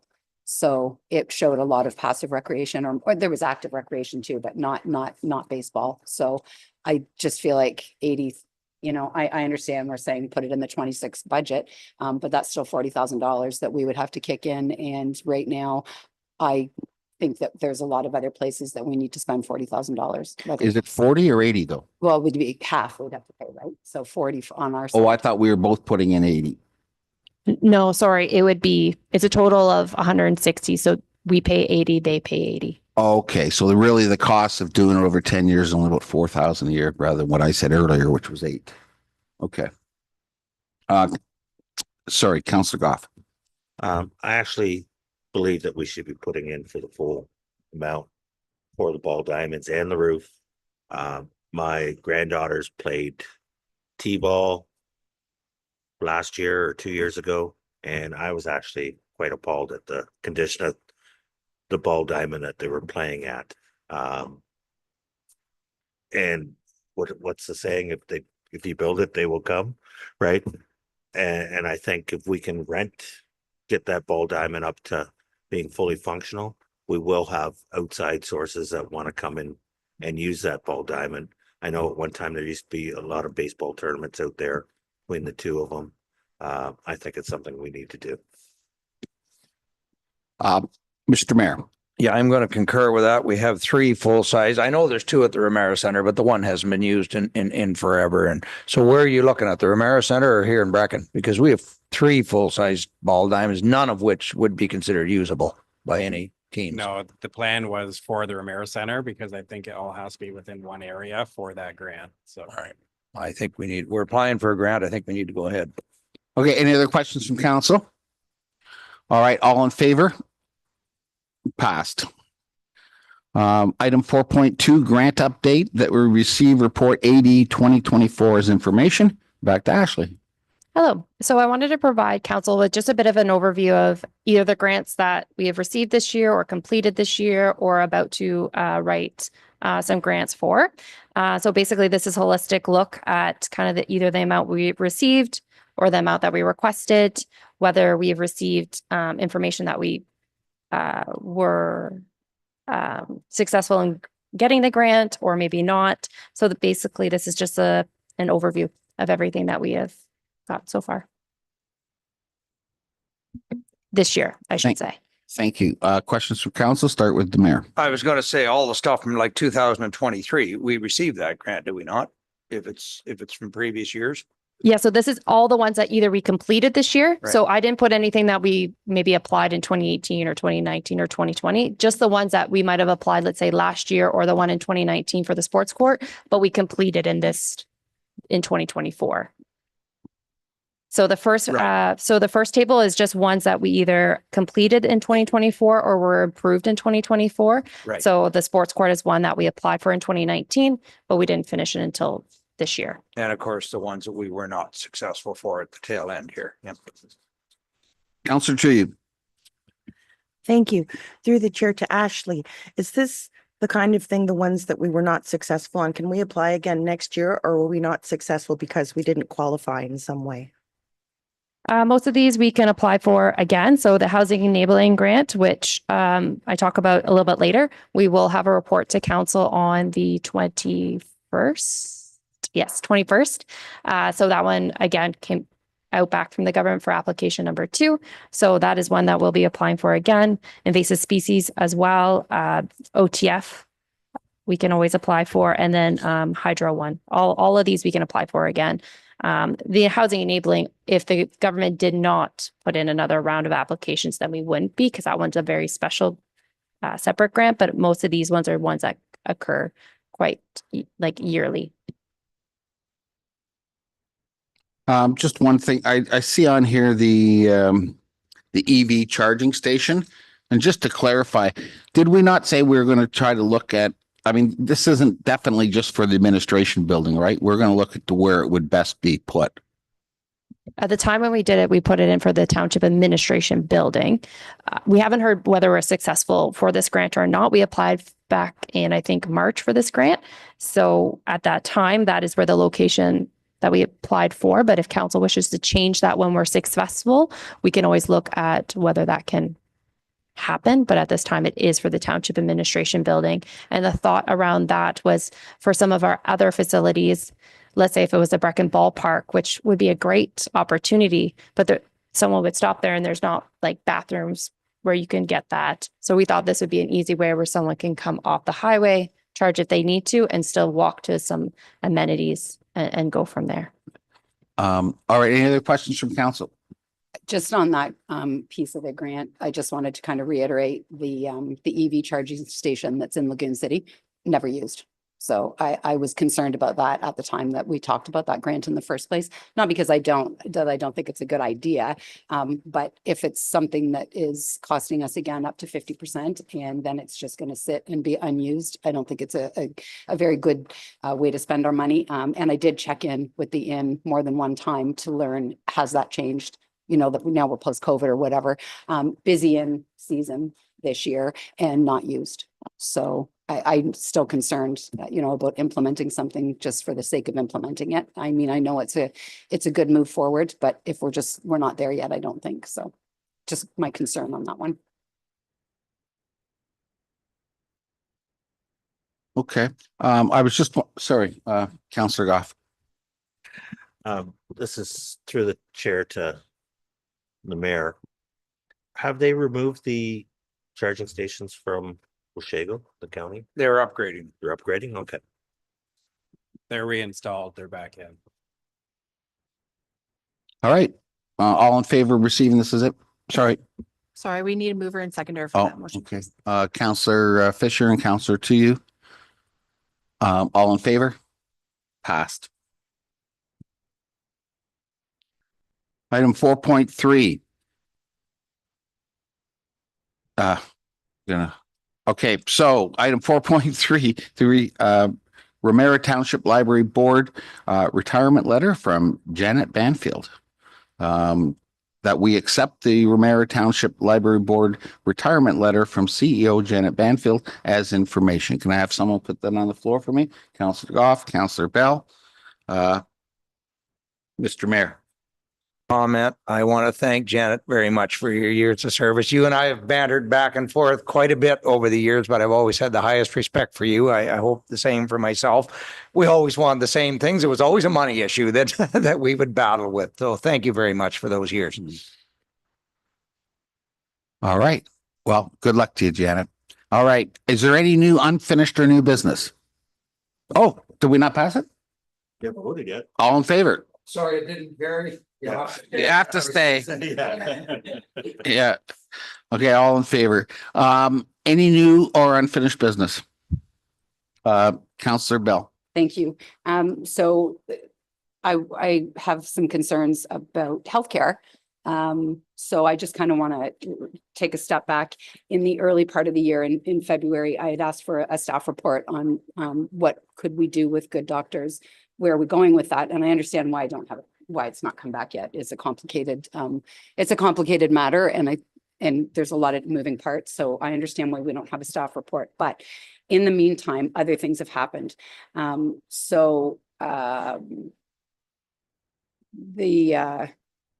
Over the course of the summer, we were able to attend at AMO, and there was a delegation with Minister of Health that I'd requested. And I understand the takeaway from that delegation is that we must maintain our partnership with our investment into the physician recruitment program. We also just heard from the physician recruitment program, and on that night I said to them, it's really difficult because we're funding our own clinic at $100,000 a year plus operating costs. And how do we ask Ramara's residents to dig in a little bit deeper? But then the other thing that's happened is just on September 21st, you might have seen there was an article in Aurelia Matters, and the Couchiching unattached clinic opened up, and to my knowledge, we were not aware of that. And the way that I found out about it was because I received a phone call from a resident who was very excited, having previously been using Beaverton, where they've lost their registered nurses, or a nurse anyway. And so quite excited at the potential to maybe have a doctor, and was successful in getting one. That's a Ramara resident finding a doctor. So that's great. But the fact that we didn't know about it, I think, is of concern, because our residents then didn't have the opportunity. And I don't think that the spaces didn't last long. My understanding is if you knew about it that morning, you probably found a spot. If you didn't, you were out of luck. So I guess what I'm getting at is that I want to send to budget discussions that we return our commitment to the physician recruitment program at the requested $2 per resident, sorry. And so if you base it on our numbers, 10,377, so we're just over 20,000-ish. We're just talking about, ball diamonds and things like that. And it's not that I don't support recreation. I do recreation. So clearly, I understand how important that is, but healthcare trumps many things, I think. And if the message back to us is you're not part of the solution, and therefore we're not going to be providing you with a physician anytime soon, or access to one, I think that we need to consider that in our budget discussions. And the other thing I would say is I am aware of residents who have tried to attend at clinics and been sent away. And I know you're not actually allowed to do that under the rules, but yet that has happened. It's happened to someone in my family who tried to attend at a clinic in Aurelia and was told, we don't see Ramara's people. So I think we have to rebuild that relationship. I think it's really important. So I'm going to be advocating that 20-odd thousand is in our budget for 25 so that we return to the program. Yes. I'm sorry. So you want to support the doctor recruitment? Yes, I do. And we didn't talk about it the night we received the presentation. So I do want to put a motion on the floor, and we're not going to, I know we're not discussing it today, but I would like to forward it to budget discussions because I think we need to reinvest into the physician recruitment program. Go forward in the budget. Yeah, I know we can't make a decision today, but I would like to forward it if I could get a seconder. Okay, second by Joe Goff. All in favor? Passed, I guess. Yep. All right. Any other new or unfinished business? All right. Back to you, Mr. Mayor. Thank you. Before I move on, I will be adding to the closed session, just an update on a property matter for discussion. So that'll be on the close. I'll do it now so the clerk knows to put it to the agenda. With that, I'll go to Culture Recreation, which is the deputy mayor, who unfortunately isn't well today. So I will see, is there any unfinished or new business? Mr. Bell. So this just kind of arose from our conversations this morning, receiving the master rec plan. So we talked about the potential to go back into the community centers and do open houses to collect our data. And I'm just wondering, when do we want to talk about that? After we receive their next rec report in November, or? I think that if you're going to recommend more open houses and finance the open houses, because there will be an additional cost, we do it now before the final draft. Yeah, that's what I figured. I think we'd have to do it today if we were looking at directing them to do open houses as opposed to one here. Well, one can be here as well, but I see the Legion as a better place for even the open house because you'll at least get the Legion members. So I would suggest we direct it. The Legion. Wow. Because I like the same structure that they did here. I know not a lot of people came, but it was really good. And there was tons of opportunity. It was very interactive, and there was tons of opportunity to give some real feedback. So I just feel like we have community centers mostly within each of the communities. I know we might have to shift a little. Atherley could maybe do Ramara Center versus at the fire station if you need more space or whatever. But I do think that we would be able to go back out and reach into each community. And I know there's going to be a cost, and I know we may not know what the cost is without engaging with the consultant. So maybe if it's just that we get that information for today, a motion to follow up with them to find out what that cost would be, so we can therefore discuss it at budget. Right. Dave, go ahead, Councillor Snodge. Does anybody know the attendance at these open houses that we had? I know the one I was at was not well attended. How many were here, Councillor Bell? I think there was not more than 10 anyway. Yeah. Yeah. So I just don't know what we're going to do differently unless we're going to figure out some type of contest for showing up. I just don't think you're going to get any better response. But Councillor Fisher. Councillor Fisher, go ahead. Thank you, Mayor. When Councillor Bell, when you're talking about it extending into the other communities, like I'm hoping that you're thinking, because this is the way I'm thinking, is also extending that invitation to some of our private community centers too, to capture people in Lagoon City, maybe with their community center, in Joyland Beach with their community center, and outside, and then even our own community centers, just because then we'll get a different area of population. Because I don't even live at the far end of the township, and it's still a half-hour drive for me to get here, to come to an open house here. So by spreading it out, I think we might have a better opportunity to reach out to other people, and by having them in walkable communities might further encourage engagement.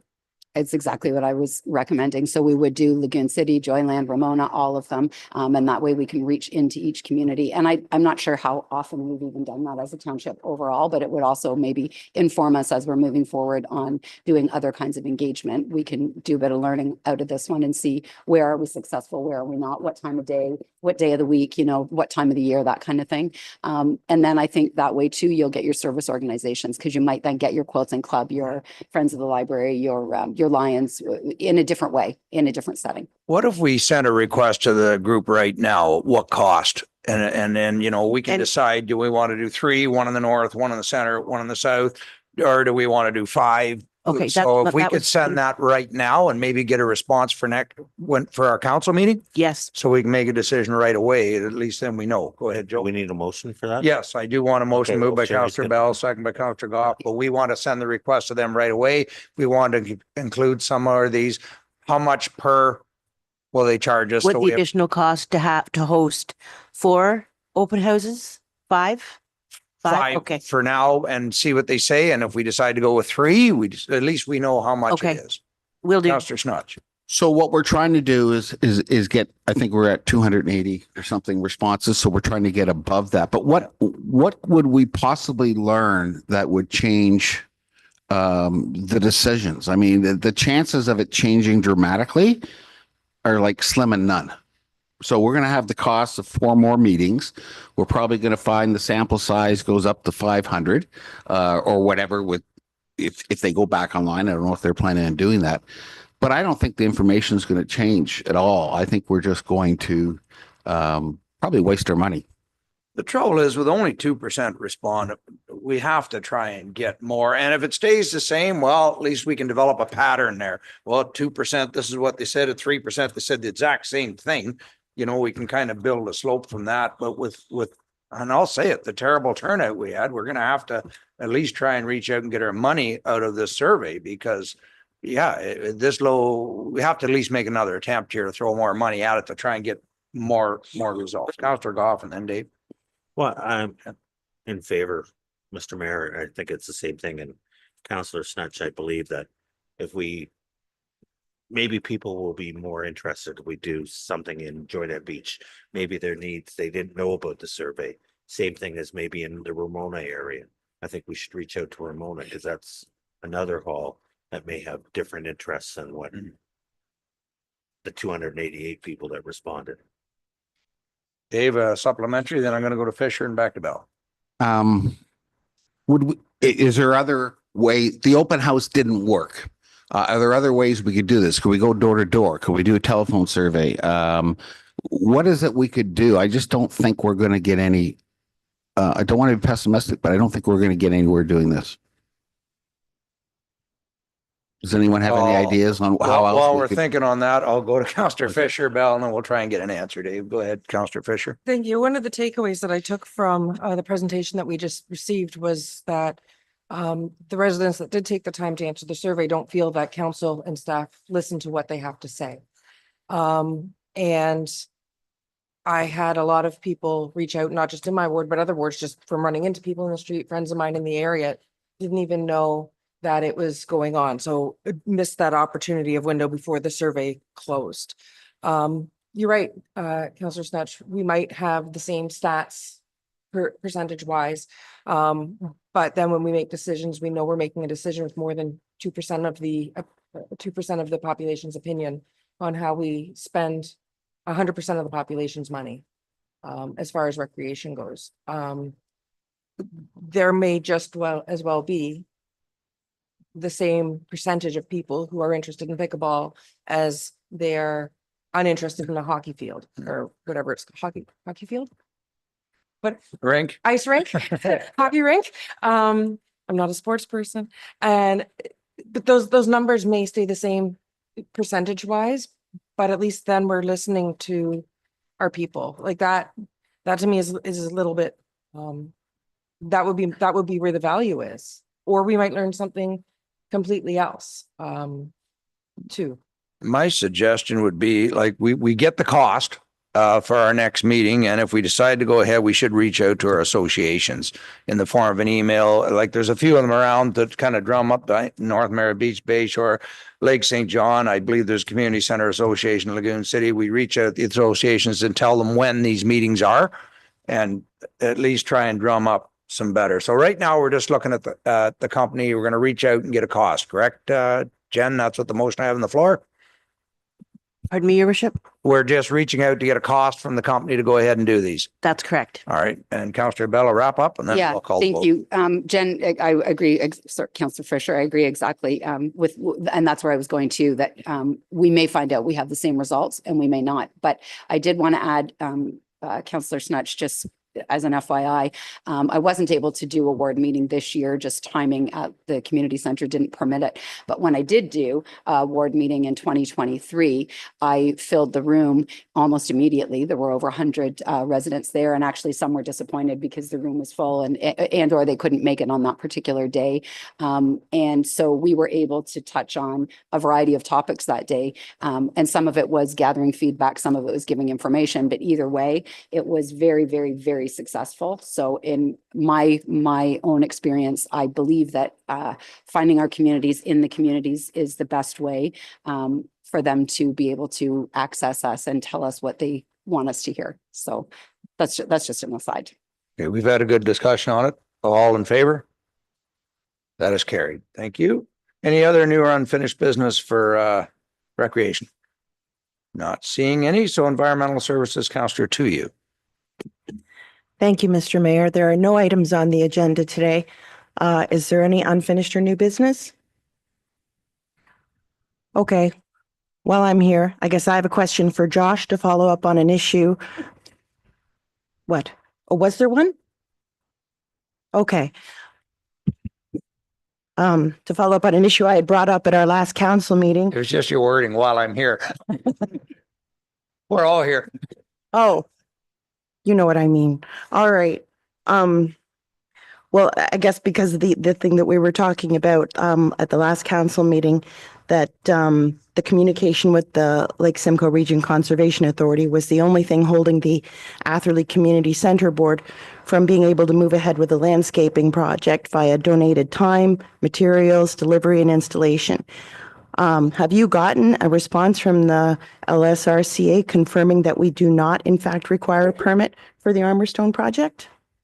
No, so they require further information, a plan profile drawing of what we're looking to put in there to try to balance, cut and fill within the park.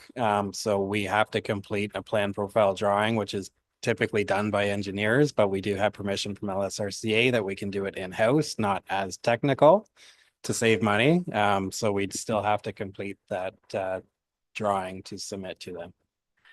Oh, great. So I guess that photo of the whiteboard that I took at the ACCB that time of our rendition of what it would look like would not be a engineered drawing.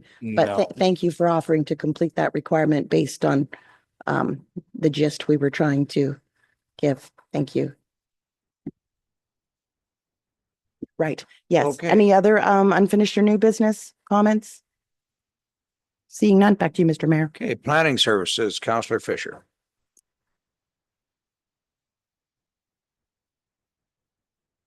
Thank you, Mr. Mayor. We have a few items on the agenda today, 4 of them actually.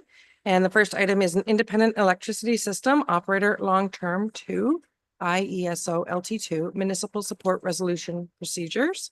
The recommendation is that we receive report BP 4724 regarding ISEO LT2 as information. Can I have somebody put that on the floor, please? Councillor Goff and Councillor Bell. Are there any questions for our planner, Jen Stong, while she's here? No. Okay, so all in favor? That's carried. Item 7.2 is the proposed amendment to Ontario Regulation 299-19, additional residential units, ERO number 019-9210. The recommendation is that we receive report BP 4624 dated October 7th, 2024 regarding ERO number 019-9210, and that we direct staff to author comments to submit to the Environmental Registry of Ontario. Can I please have somebody put that on the floor? Councillor Goff and Councillor Snutch. Is there any questions, comments, discussion? Well, we have Jen here with us. Councillor Snutch. Are we going to get to see it before staff responds? I mean, we're just saying staff respond. Are we going to have an opportunity for input or? Through the chair to Councillor Snutch. So there's a deadline on the ERO. Let me just see what it is. 23rd. It is due October 23rd. So we can email the comments to council. That was sort of, I think that's what we did before with them. We would just sort of email them to let you know what's actually being submitted. The only one, and I sort of explained it in the report, the only one that's sort of concerning from the municipality's perspective is this as of right 45% lot coverage. Sometimes when you have a plan of subdivision, like the Highland Mills one is one that's on the go right now. They don't have draft plan approval, for example, but they're looking at a minimum landscape open space of 80% due to their stormwater design. So right now it's not serviced, but it is in a settlement area and one day could be serviced. So if that happens and then they have this as of right 45% lot coverage, the ditches aren't going to be able to sustain the stormwater. So then you're looking at putting private stormwater, soak away pits or some kind of a dispensing so that the stormwater is coming out at a certain rate and they're going to be private. And it's very hard to make sure that those actually get maintained / do we even have a right to. So it's just that kind of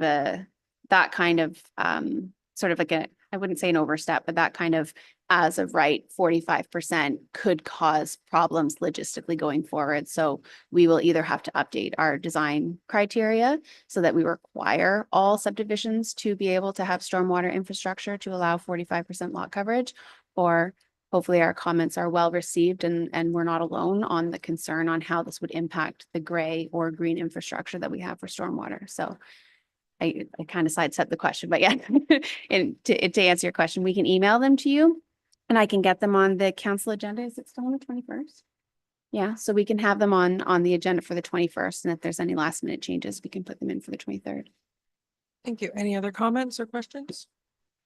Okay, so the recommendation is that we receive report BP 4624 dated October 7, 2024 regarding ERO number 019-9210, and that we direct staff to author comments to submit to the Environmental Registry of Ontario. All in favor? And that is carried. Item 7.3 is the official plan amendment number 27. The recommendation is that we receive report BP 4824. Am I right? Yeah, regarding the official plan amendment number 27 concerning 5135 Side Road 25, and that an application to OP 0324 be approved and that the proposed official plan amendment number 27 be forwarded to the council meeting on October 21st for adoption. Can I have somebody please put that on the floor? Councillor Snutch and Councillor Tuyu. Was there any questions or did you want Jen to? Okay, so if there's no questions, all in favor? And that is carried.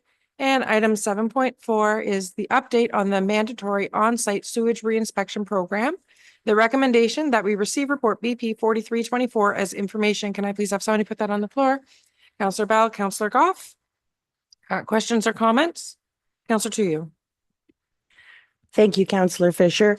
I don't know if Charlotte, our deputy CBO, is available to speak to this. Oh, there you are. Hi. But it's not clear to me which properties are within the mandatory zone and which ones are in the discretionary, which I think we're no longer pursuing due to some controversy from residents who felt it was not equitable. Everyone wants to protect the water, and we absolutely should, but it seemed that some people were upset that their neighbors were not on the same list and that some properties that clearly should have been inspected were not on the list. And even within the same street, some waterfront homes were on the discretionary and some were on the mandatory list. Residents felt that this was not fair, and I want to sort out any residual confusion for everyone. Which areas are actually within the mandatory program, and will this appropriately capture people within a certain distance to our waterways? Thanks. Hi, yes, so through the chair to Councillor to you. So there are two parts of the mandatory, two buffer zones, I want to say. So the one is pretty easy to determine, which is 100 meters around Lake Simcoe and any municipal watershed, Lake Simcoe watershed, 100 meters around that. So that one's pretty easy. Where it gets more confusing, or where I think there's confusion, is when you're within a vulnerable well protection area, which was from the Clean Water Act. So that's 100 meters around a municipal well intake. So that's where we're getting kind of, I don't want to say patchwork, but areas that aren't entire. For example, Horseshoe Island is a good example where only half of the island encompasses that 100 meters and the back half does not. Davy Drive is another one. I have Oak Point Road. There are a few areas where there's municipal well intakes, either on the reserve or Severn Township or our own municipal well intake, and it's 100 meters around that intake. So you are getting areas where, for example, our neighbor may be inspected, but yours is not because you are outside that. So those areas are on the mapping system. So we have the mandatory click box. I do need to update I've updated the labels on the mapping to make them a little more clear for residents to click. But the municipal well buffer for it is a separate mapping tool, and it's under our wellhead protection zone. So you'd click that to see it. Hopefully I changed the wording on the mapping about 3 weeks ago to make it a little easier to be able to see those buffer areas, because I found it, we've had so many programs, so to clean it all up and make it a lot easier to find. But to answer your question, there are some where half the street or two people on the street or neighbors are not being done just because of that boundary, unfortunately. So Thank you for explaining that. So just from my understanding then, from looking at that overview of the buffer zones on the mapping, it seems that it's just only the south end, like Lake Simcoe, that Couchiching is completely out of it now, and Black River, et cetera? There are some on Lake Couchiching, but only the ones around the wellhead. So yes, along Lake Couchiching is not part of it. There's an area, Victoria Park Road and Horseshoe Valley, that are near the Ramara well intake, as well as there's an area up on Oak Point Road and on the north end there, I think around Somerset, because of a Severn well intake zone. And then everything else is on our Washego, like Davy Drive or Heritage Farms, for our other two wells. So there are, I guess, two well intake zones on Couchiching, but the entire shore wall of Couchiching is no longer part of it. Correct. Thank you. That's too bad. Okay, thank you. Any further discussion, questions? Okay, so the recommendation is that we receive report BP 4324's information. All in favor? And that is carried. Is there are any, even though it's not asking, new or unfinished? Councillor Bell. Thank you. So Councillor Tu, you alluded to where I'm going, and I have raised this over the course of the year as well. We need to revisit the discretionary, and our motion at the time was that we would suspend. And we've talked about it over the course of the year. We made that motion, actually, that was back in 23. So Councillor Tu is touching exactly on that right now. We don't have any discretionary occurring along Couchiching and in some other areas of the township. And I don't think that our responsibility ends at the Lake Simcoe watershed. And we haven't made any movement forward on how and when we're going to re-implement discretionary. And I would like to move that we have a staff report coming back to us. I would hope that in the background, they've been working on where we're going with this and how. So I know, well, he's not with us right now from the planning side, but I think we need to have a motion that says that we are recommitting to the discretionary so that we can get that implemented sooner than later. We've already gapped now for long enough that I think we need to bring that back. So is your motion to get a staff report or to re-implement? I think we need the staff report because I don't even know where we are. I know that at last discussion, it seemed that staff has been considering how they might implement. So I think we should start with a staff report to let us know what the status is. Have they been working on it? If they have, where are we going with it? Do they have any recommendations as of yet? And then once we know that, maybe it probably will be another staff report, but at least it's the beginning of moving forward. So is there a seconder? Councillor Tu? Right, so that motion's on the floor. So discussion. Councillor Snatch and then the mayor. Yeah, I just figured out how we're going to get people out to our recreation plan meeting. We're going to have two phases. One's going to be on the discretionary septic system, and that'll draw the people in, and then we can talk. The reason we've stopped this is because we have not come up with a program that's acceptable by the public. And so I'll go for the report. But I mean, this is the number one issue that I think in the township that affects me is all the people who complain about someone who walks across their lawn for $150. So I just can't I can't support it until the township comes up. I think every single one should be inspected, but not the way we're doing it. And I haven't been able to come up with any suggestions. So I'm certainly not jumping for joy that we're assessing this because but I think it might be a good idea to tie it into the meeting. I'm serious. Maybe what we should do is go back to Councillor Bell's suggestion, and maybe each one of us should have a ward meeting, and the recreational plan is just part of that ward meeting. And maybe if we put 5 topics together, we can get people to come out to these things. Maybe that's a better idea. Mayor? I won't support even bringing it back for discussion. I know the mandatory one is ordered upon us, and that's the way it is, and we carry it out and face the backlash because we have no choice. We did this program. What it costs the taxpayers to do this program, and what did we find? One failed system. It was not good return for their value and their money to find a system that, quite frankly, would show up within a month anyway. If your septic system fails, okay, you might smell it at first. By a month later, the whole system backs up and you do have to repair it. There's nothing irritates people more than when government shows up on their property and tells them they must fix something. However, if you'd waited 1 month and the system failed, now they're coming to us. Can you please help us? We have to fix something. The program, as far as I'm concerned, doesn't work, and it's never worked. I always compare it to a light bulb inspector. You walk in, yep, light bulbs are all good. You walk out the door, the next time you turn the light on, it doesn't work. There's no way of really determining that a system's failing. Yeah, you can look at the septic tank, but that doesn't tell you if the bed's failing.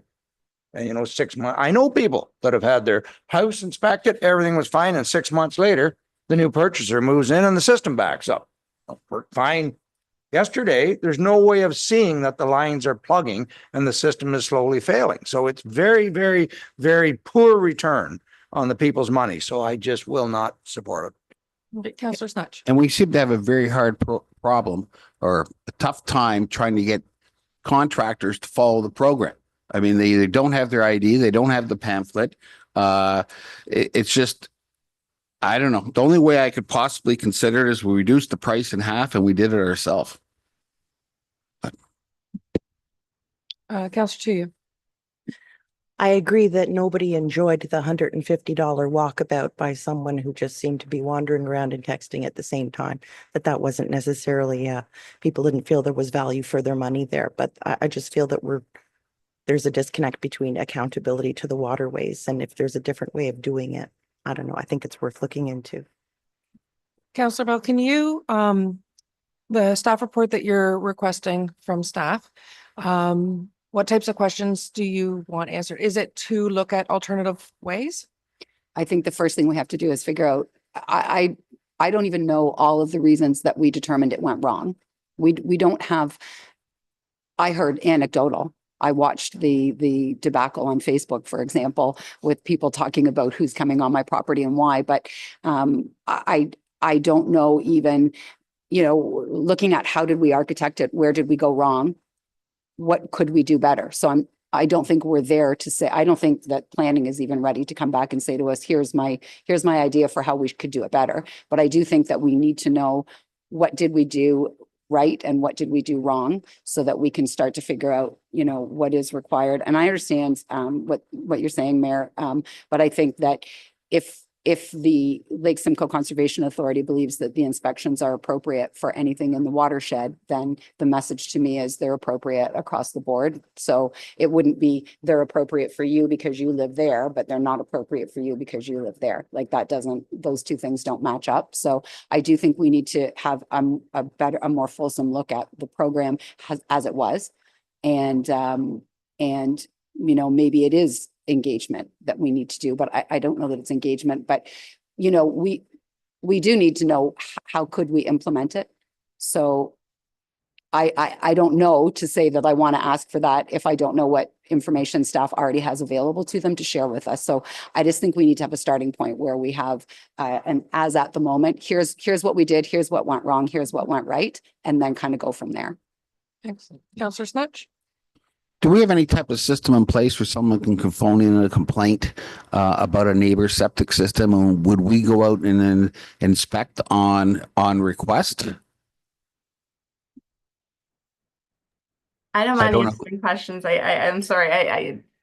So through the chair to Councillor Snatch, currently we do. So same as with any complaint, if you lodge a complaint on citywide or called our office, we would respond like building without a permit, like anything else. Obviously when it's a septic, we move a lot quicker because it could potentially be a bigger problem.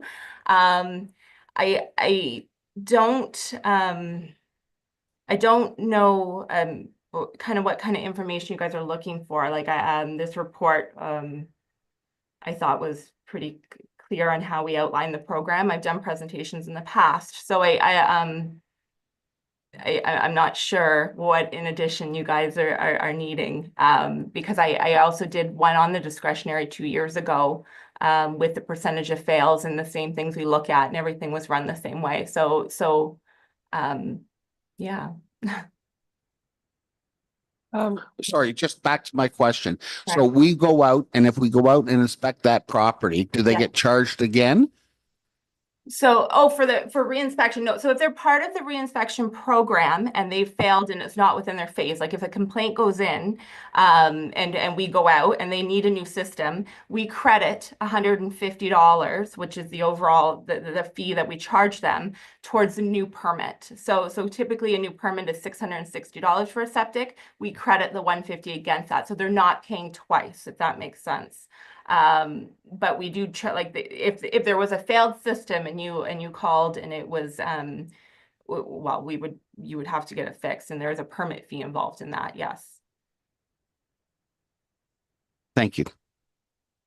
Councillor Bell. Thank you. How often do people call it in then? Because these I think are the kinds of things where the only person who could call it in is going to be the neighbor. And oftentimes the neighbor doesn't want to call in on the neighbor. So I would wonder if that's the most effective way to catch it. But I am curious, how many inspections have you done? So that would be the kind of information we could glean from a staff report. And even if part of the report is just revisiting some of what you brought 2 or 3 years ago, bringing it back to top of mind. But yeah, one question would be, how many times have you gone out and inspected based on a complaint you've received or a concern? Excellent. If there's any more questions or comment, I guess there's a motion on the floor that staff, I don't know, how did you want to word this, Connor? Staff prepare a report and touch back on re-implementation of the discretionary sewer For the septic okay. reinspection. So if you would like to put that motion together and then we can vote on it.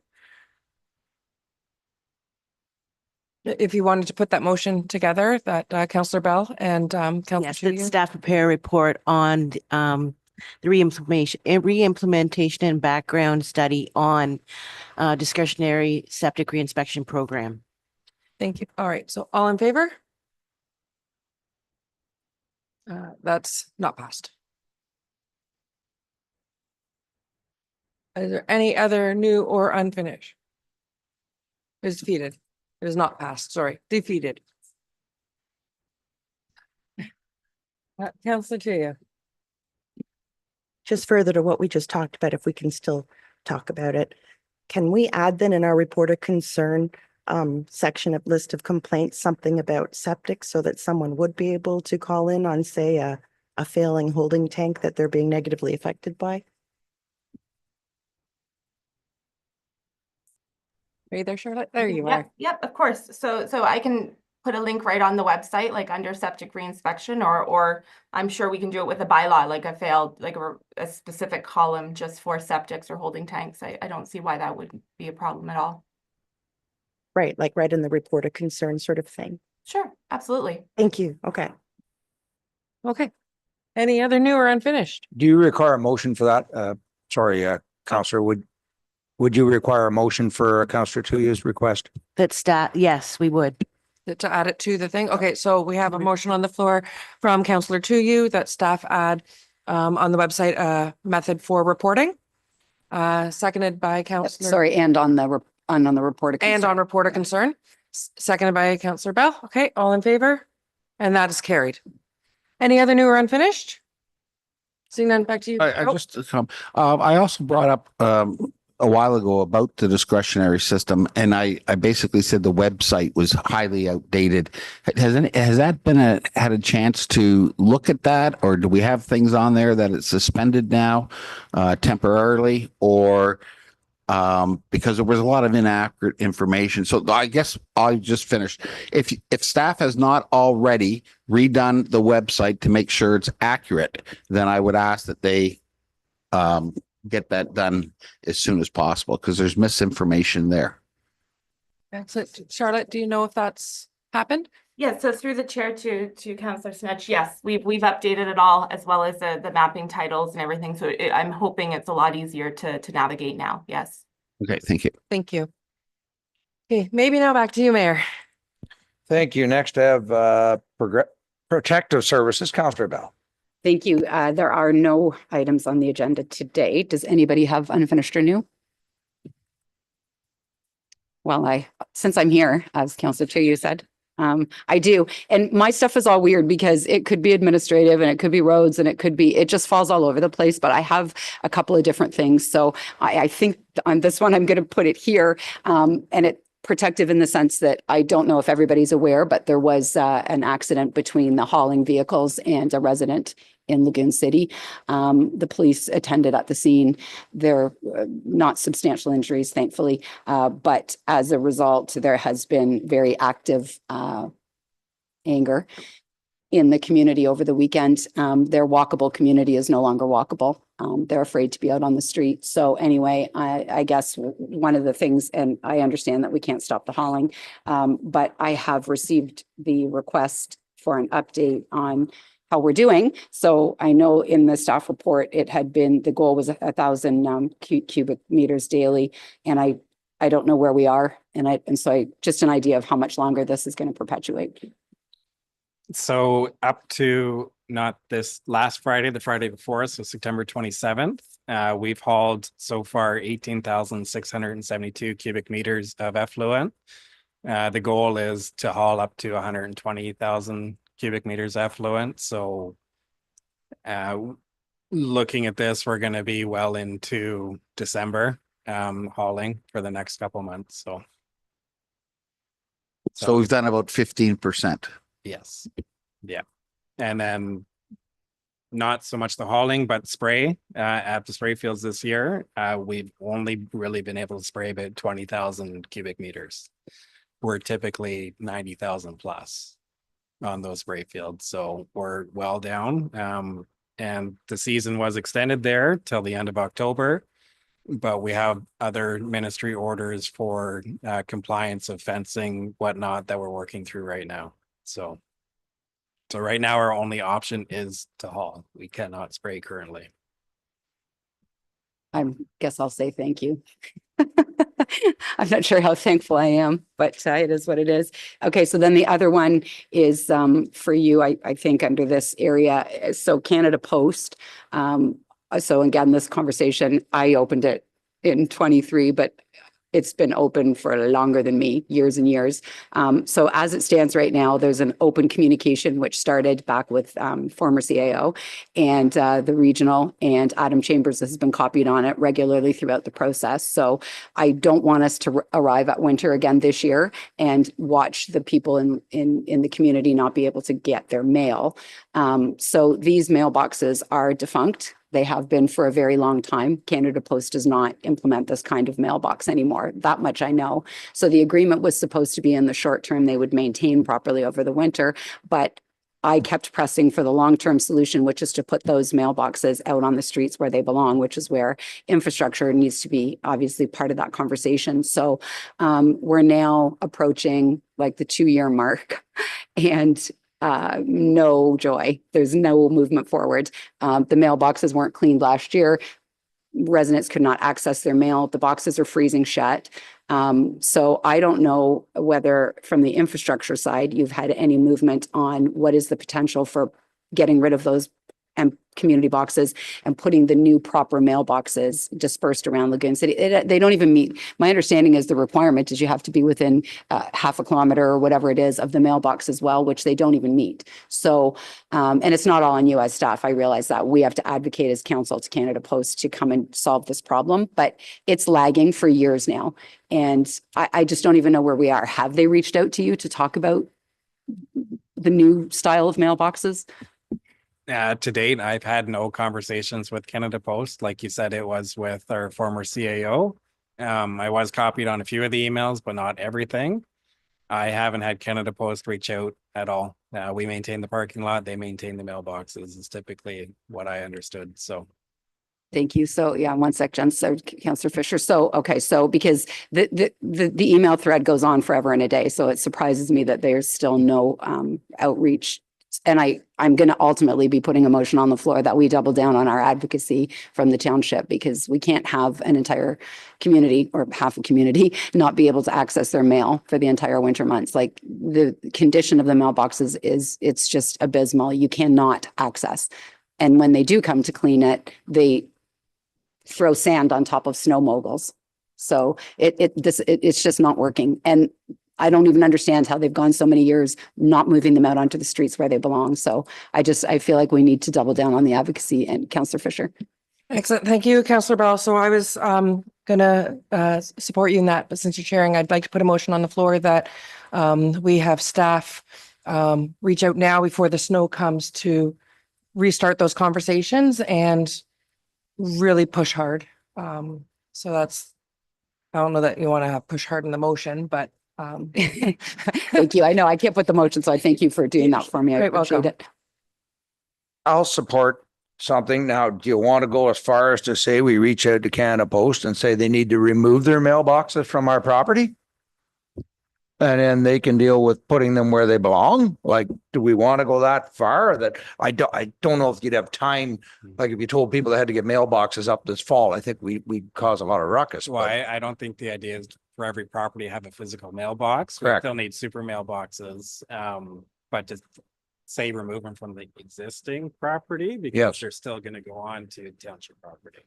Correct. Yeah, I mean, I'd go that far at this point because this literally, like Councillor Hetherington was working on this for, I think, 2 or 3 years before I picked it up. So like it's been ongoing forever and a day, and the pushback just keeps on being, or they'll say to me, well, we're not receiving any concerns. Well, that's not, I mean, I know that they received concerns because I know I got them forwarded to me. So some things and that's, whatever. I'm not accusing Canada Post. I'm just saying sometimes there's breakdowns in communication, right? So it just seems to me that if that's what we have to do, if we're at the point where we have to say we don't want them on our park space anymore, go put them on the street where they belong, then that's what we do. But if we could word that in the letter somehow that they are not up to today's standards and we would like them removed from our park space, and then they'll come back and say, well, then now they have to follow their new policies. So I'm willing to second that if the councillor is contented, and we'll see if we can ruffle some feathers. So instead of wording it that way, should we not ask them to upgrade them to today's standards? Because it's probably the same sort of issue that maybe Joyland Beach is having, because they have the community mailboxes there off the road again. And I know for winter maintenance, it's always an independent contractor that, so I think we need to push that aspect that they have a proper, and it's being monitored to make sure standards of safety for our residents. Yeah, so Councillor Fisher, since you were kind enough to do the motion, if you can state it. Yeah, my concern is, if you wouldn't mind, Chair, if we remove them from our park spaces, I'm not sure what their policy is in providing. Is this going to force Lagoon City now to come and have to buy mailboxes next door? If we're that demanding that, well, you can go to the post office then and get a mailbox from there. So I think maybe, as Councillor Goff said, some gentler language around it, but to bring them up to standards, and where they're required to be to get them off of our parkland, not just get them off of our. Yeah, no, I know, altogether. yeah. So, I guess the motion then would be, that we have, staff reach out. Oh, you have one? Perfect. Oh, So this is what I've yes. drafted, and we can change it. That staff reach out to Canada Post regarding snow clearing and winter maintenance at the mail bar in Lagoon City. Now, do we want to mention something about? No, because we've tried this in the past, and the maintenance has been, even when Councillor Goff said it's by private contractor, it's the right. responsibility of Canada Post, not a private contractor. So do we leave out the snow clearing and winter maintenance? Do we just reach out about the Canada Post location at the mail bar in Lagoon City? We would like to see them brought up to date, today's standards, and maybe put the word possibly removed from our park. And then that forces them to comply with today's standards, and we're hinting we want them out of our parkland. Yeah, I think that's been 20. I think that I could dig out the emails I've got, that it goes on forever though, but I actually think it's something like 20 years that these are out of date, like. Yeah. So am I right in that you want them removed from the park?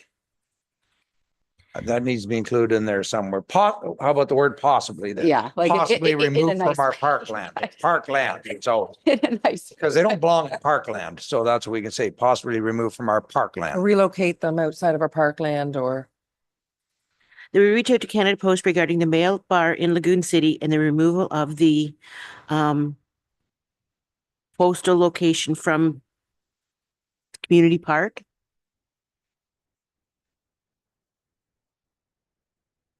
Yeah. Parkland.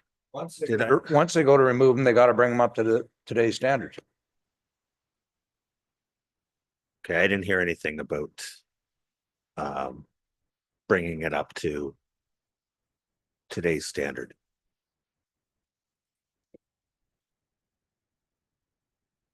No, it's okay. No, it's good. No, because we want to put the right motion out there. Don't, not to worry. Were the mailboxes always located there, like even since the inception of Lagoon City? They used No. to be an No. alternate spot. No, Where were they?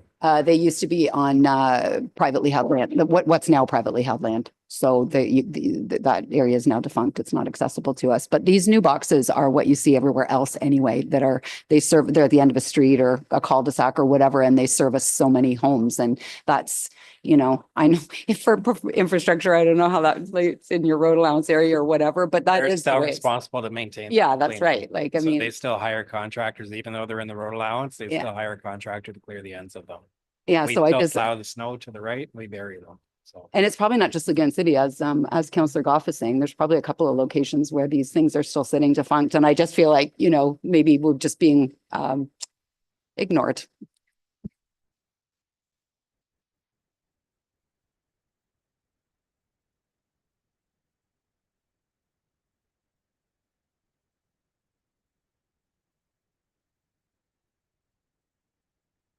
Okay, so how about that, that staff reach out to Canada Post and request the upgrading of the mail bar in Lagoon City, including being removed from the public parkland area.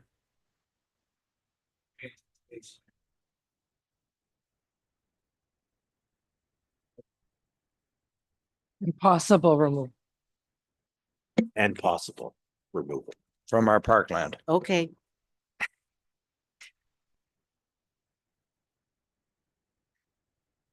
Okay.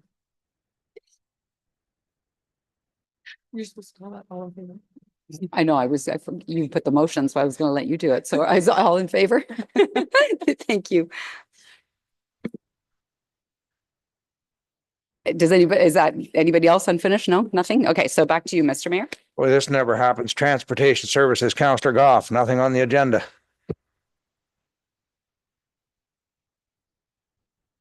Sorry, nothing on the agenda. I'm just so flustered that there's nothing on the agenda. Any unfinished new business, Councillor? Thanks, Councillor Goff. I've been receiving complaints all summer from the residents near the S-curve on Muley Point Road who feel that the current speed limit of 80 kilometers per hour is too fast for cars to be able to handle, especially at the S-curves, resulting in many accidents at that spot, crashing through their fence to the point where they can't even let their cattle graze in that field. For safety reasons, they desperately want the speed limit for all of Muley Point Road to be reduced to 60.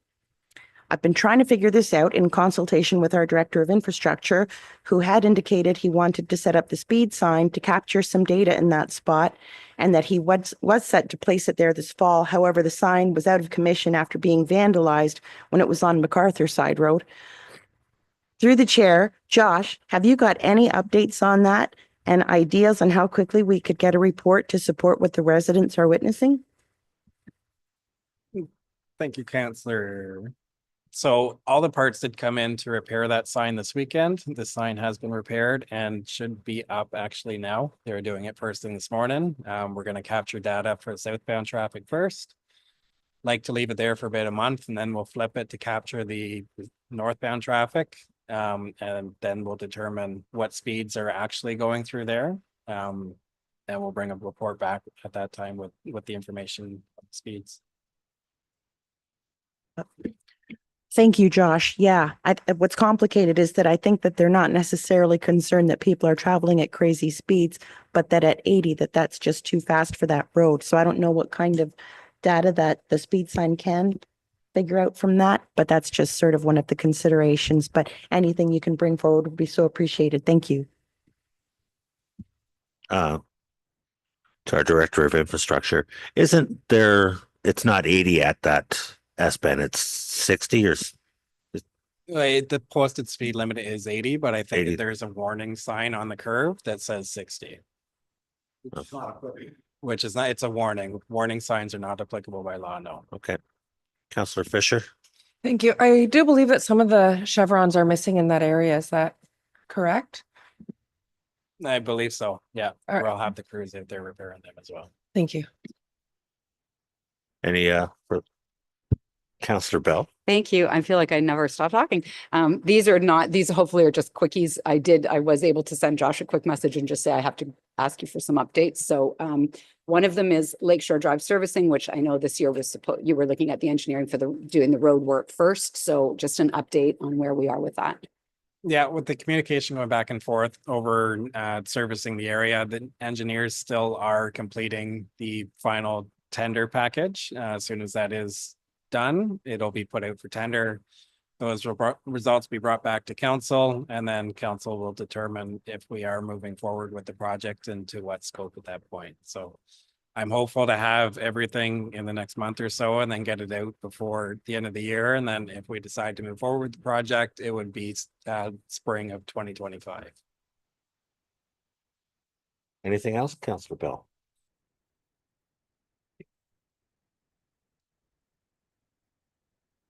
Thank you. Can I add one thing to that just first? If you're changing the topic? I was going to add to that too, but Go ahead then. oh, I was just to say to Ashley, if that can please be in the update. That was the end of my, sorry. I know you're supposed to be the chair, but I was still talking. I'll let Councillor. He's adding to it. I'm just trying to figure out what information we're waiting for that may change our decision on whether we go forward or not. What is exactly we're waiting for? I believe it was the final numbers of what it's going to cost each resident to hook up to the system. Thank you. Councillor Bell, back to you. So then that was, yeah. So as long as that was on makes the highlights is also that because I want to be able to share it with residents. Thank you. And then the next one is, this is just a question and I can intuit probably the answer, but I'm going to ask it so that it properly comes from infrastructure so that it can go into the highlights. I've had questions from the community about why we don't do line painting on in the residential area. And I think I know why, but if you can please. So there is no specification to say that you have to do line painting. Typically, once you do start defining where a lane is, there is more requirements within that, and it does tend to cause more accidents because people don't want to go out of the lane. But yet you still have people park and then you try to squeeze the cars through. So in the township, we typically only paint the collector essentially roads and arterial roads and not the local roads through residential areas. So unless we have a defined walkway or something to that point. But isn't that standard practice, like on all Ontario? I don't think I've ever seen a residential street. It stripe. typically is standard practice. Some municipalities paint everything, some do absolutely the minimal, and some kind of do a mix of both. So we try to do the mix of both here where it permits. Thank you. That was just so that I didn't speak for you. And I guess, so then the part two of that is I did actually go try to drive the person to our road section and we don't have it on the website. So I wonder if we could just add to our road section where you've got ditching and all the other pieces. And then that way you won't have to answer So it again. line painting? You want line painting added? Well, just that explanation about why we don't line paint, right? Because I know I already knew the answer, but I just felt if I could have just driven a person to the information, that's just, then it's not answered over and over and over again. And then my last one is and I'm sorry, I should have asked this. I did not ask Ashley ahead of time. I did let Josh know I had questions. I'm just wondering how we're doing with the municipal parking area survey. And I'm asking because I met people on the weekend who were expressly looking for me because they don't understand what we're asking for. And which is what I was concerned about, they are afraid, and what they glean from the information that's out there is that our intent is to pave the entire parkland. So I don't know what kind of responses we're getting, and I don't know if we're getting the right responses because they think we're trying to take out the entire Okay, park. here comes Ashley running now to answer this. Yeah, so we've been getting feedback probably every day, whether it's 2 or 3, depends. I find weekends or nights, that's when people tend to provide their insight on what they would like to see. And it's been a mix of they don't want to see anything change to there are some great things that we could do, like benches or things like that. Again, I think many of the people who are probably responding are those within that area and kind of want to see what's that change. Okay, so the response rate so far, do you have a number? You don't know. You probably don't have it in front of you. I didn't even look on the back. Sorry, I haven't looked on the that's back okay. end. I didn't pre-warn you. It's my fault. It just came up, so it's my fault. But okay, that's okay. I did want to communicate, I guess, that there's a misunderstanding about what is being proposed. So I think that might skew our results. That's all. Thank you. For Connor, you looked like you were confused for a minute. Did I miss anything? I'm sorry. You looked like maybe you looked at me as if I missed a motion. So no. Okay. Councillor Snatch. So how long is this survey open to, Ashley? I saw you sneak away there. October 15th. So we really don't have that much more time, do we? No, I was just thinking that I don't want Councillor Bell to question the results of the survey afterwards. And if we can change the survey, even if it's for the next week, maybe it's worth changing, just putting in the thing that to get, you're saying people are not understanding it. So I'm thinking there's an opportunity to make people understand it over the next week or so. And is there a way we're going to do that? Well, I don't know. That'd be up to Councillor Bell. I mean, the only thing we could do is update some of the language at the survey itself. But I mean, I've put out communication locally, but you don't reach everybody all the time. And the people that I spoke to on the weekend were dead furious because they think we're taking the park away. And that was what I had been hoping to avoid. So I guess maybe there's just some learning in it too, just that how we go out and do engagement. But I mean, I don't know if there could be a sentence could be added to the community engagement, but it is kind of 11th hour. So I'm not sure that how much more it would show us at this point.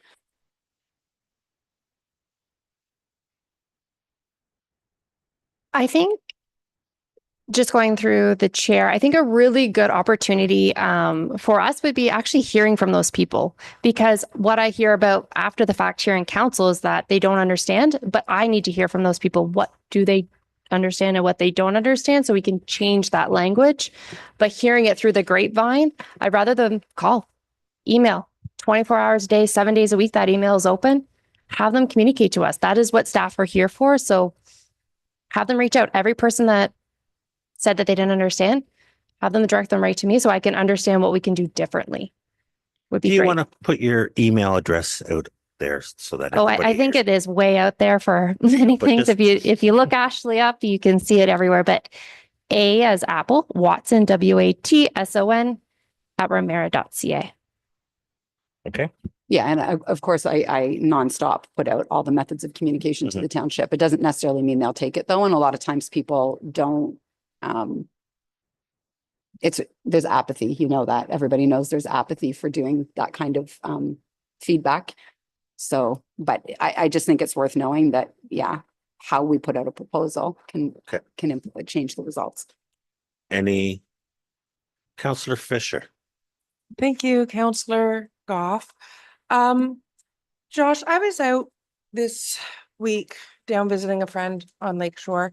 And I was stopped by the roads crew because they're finishing up doing some work down there. And I happened to be, I saw you're coming out of Lagoon City, and I happened to be right where this worker was holding the sign. So we had quite the conversation with the down window because I was there for a little bit of time. And I know that at the beginning of this project, there was a lot of malcontent, perhaps, I don't know what the right word is, in the area. And I just want to make a comment, and I don't know how to fix this or whatever, but he said something that was rather concerning to me, that he had even dealt with it twice that day, and another person on the job site had another car intentionally veer towards them.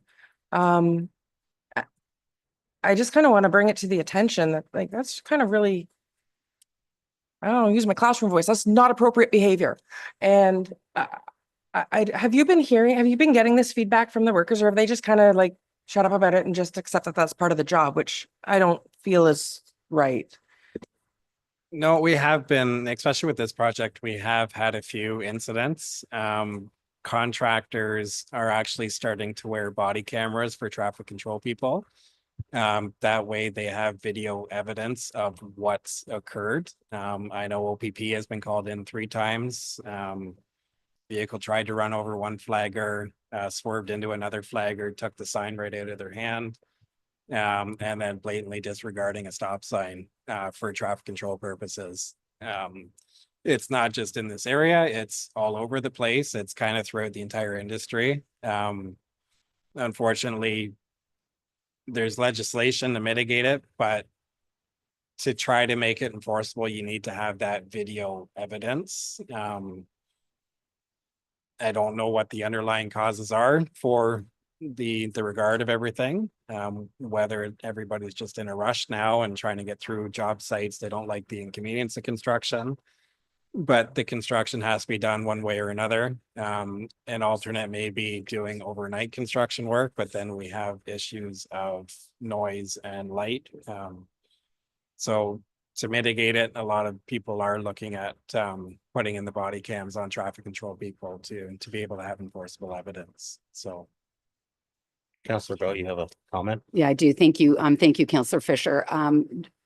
Josh and I have talked about this already too, and I was aware of those incidents. I actually have been putting out social media in the community, at least in mine. I can't do it in everybody else's necessarily, although I do reach in. But it isn't actually just around the construction. So, since we're on the topic, but just as a conversation for those who are listening to keep in mind as well, I was at one of the condo properties adjacent to the bridge, and I watched 2 vehicles in less than 20 minutes pass on a bridge on a residential street. Like it really is out of control. So I don't think it necessarily has to do with the construction. It's just people's driving habits. So just because we're doing this, I would take the opportunity again to say, please call the OPP non-emergent number and make sure that we're reporting, because it does bring the patrols over. I talked with Sergeant Erickson fairly regularly and provide an update onto what I'm hearing from any community. And I just know in my own experience in the last 2 years, it's effective every time. So always just do that reporting, please. You know, that's the best way to manage it. Absolutely. It's definitely a concern. Any other new or unfinished business? I do have something now since I'm here. Actually, it's regarding Ramara Road 47. We lowered the speed limit because of the conditions of the road. Now the road is repaved, redone. Do we want to look at raising the speed limit along there back to what it was? I know I drove it the other day and I had a hard time driving 60 kilometers an hour. I have to admit, I did get up to about 65 and I got passed by every vehicle that came up behind me. So I think it's maybe, I guess I need somebody to put a motion forward for me to reestablish. Have a relook at it. Yep, I'll do that. You may not want to go 60 or 80 the whole way, but I know it was lowered to 70. Mhm. And then when it went to 60, and then I think it was even at 50 at one point, was it not? Or 60s as low as we No, went? 60 is the lowest we've been. It was originally for the most part 80 Yeah. and was reduced because of the condition of the road at that time. From an infrastructure standpoint, it was designed to be back up to the 80 kilometers an hour because I didn't want to downgrade it permanently. Yeah. If the appetite was there to bring it back up. Yeah, so ultimately it was designed for 80. My impression, the intent of once the construction was done, it would go back up to 80. If you require a report or anything, I can. Okay, so it's automatically going to go up in the areas that we've downgraded it to. Yeah, I believe so. I can go back through the original bylaw that was reducing the speed limit to see if there was anything written in there or the report back at that time to see if the construction would bring it back up automatically. I can do a follow-up report. I think the bylaws actually said temporary, if I may miss. If we did it, we temporarily dropped the speed limit. So with the construction done, I don't know if you'd need a new motion. It would just return to its. Well, Your Worship, we'll check the wording of the bylaw, and if it does indicate temporary, then it's within Mr. Kavanaugh's authority to raise it. Yep. Do you want to have a motion just in case? Yes, I would.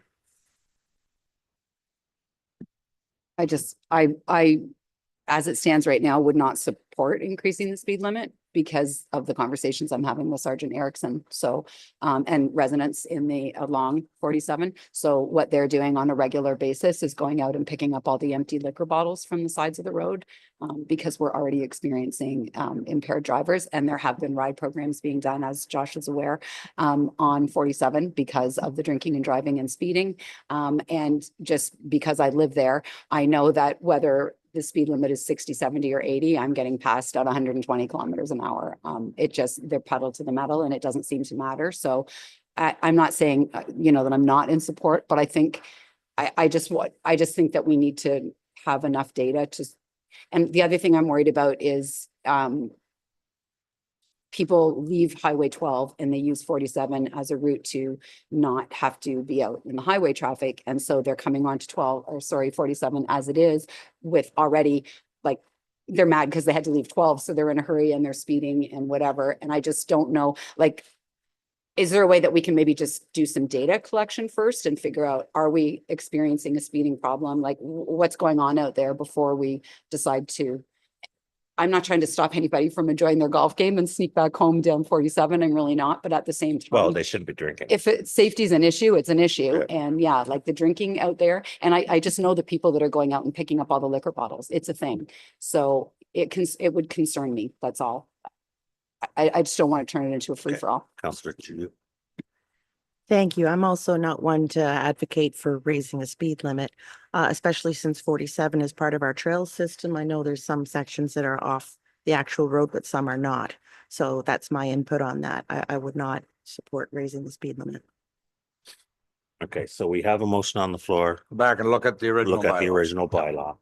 And if it doesn't say temporarily, then just bring a report What I've back. worded is that we reinstate the speed limit of Ramara Road 47 to 80 kilometers an hour. Okay. All in favor? Sorry, can you say that again?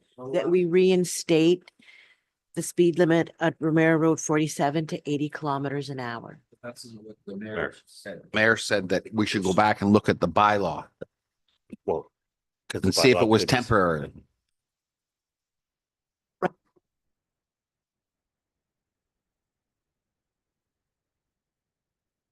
Question to Josh.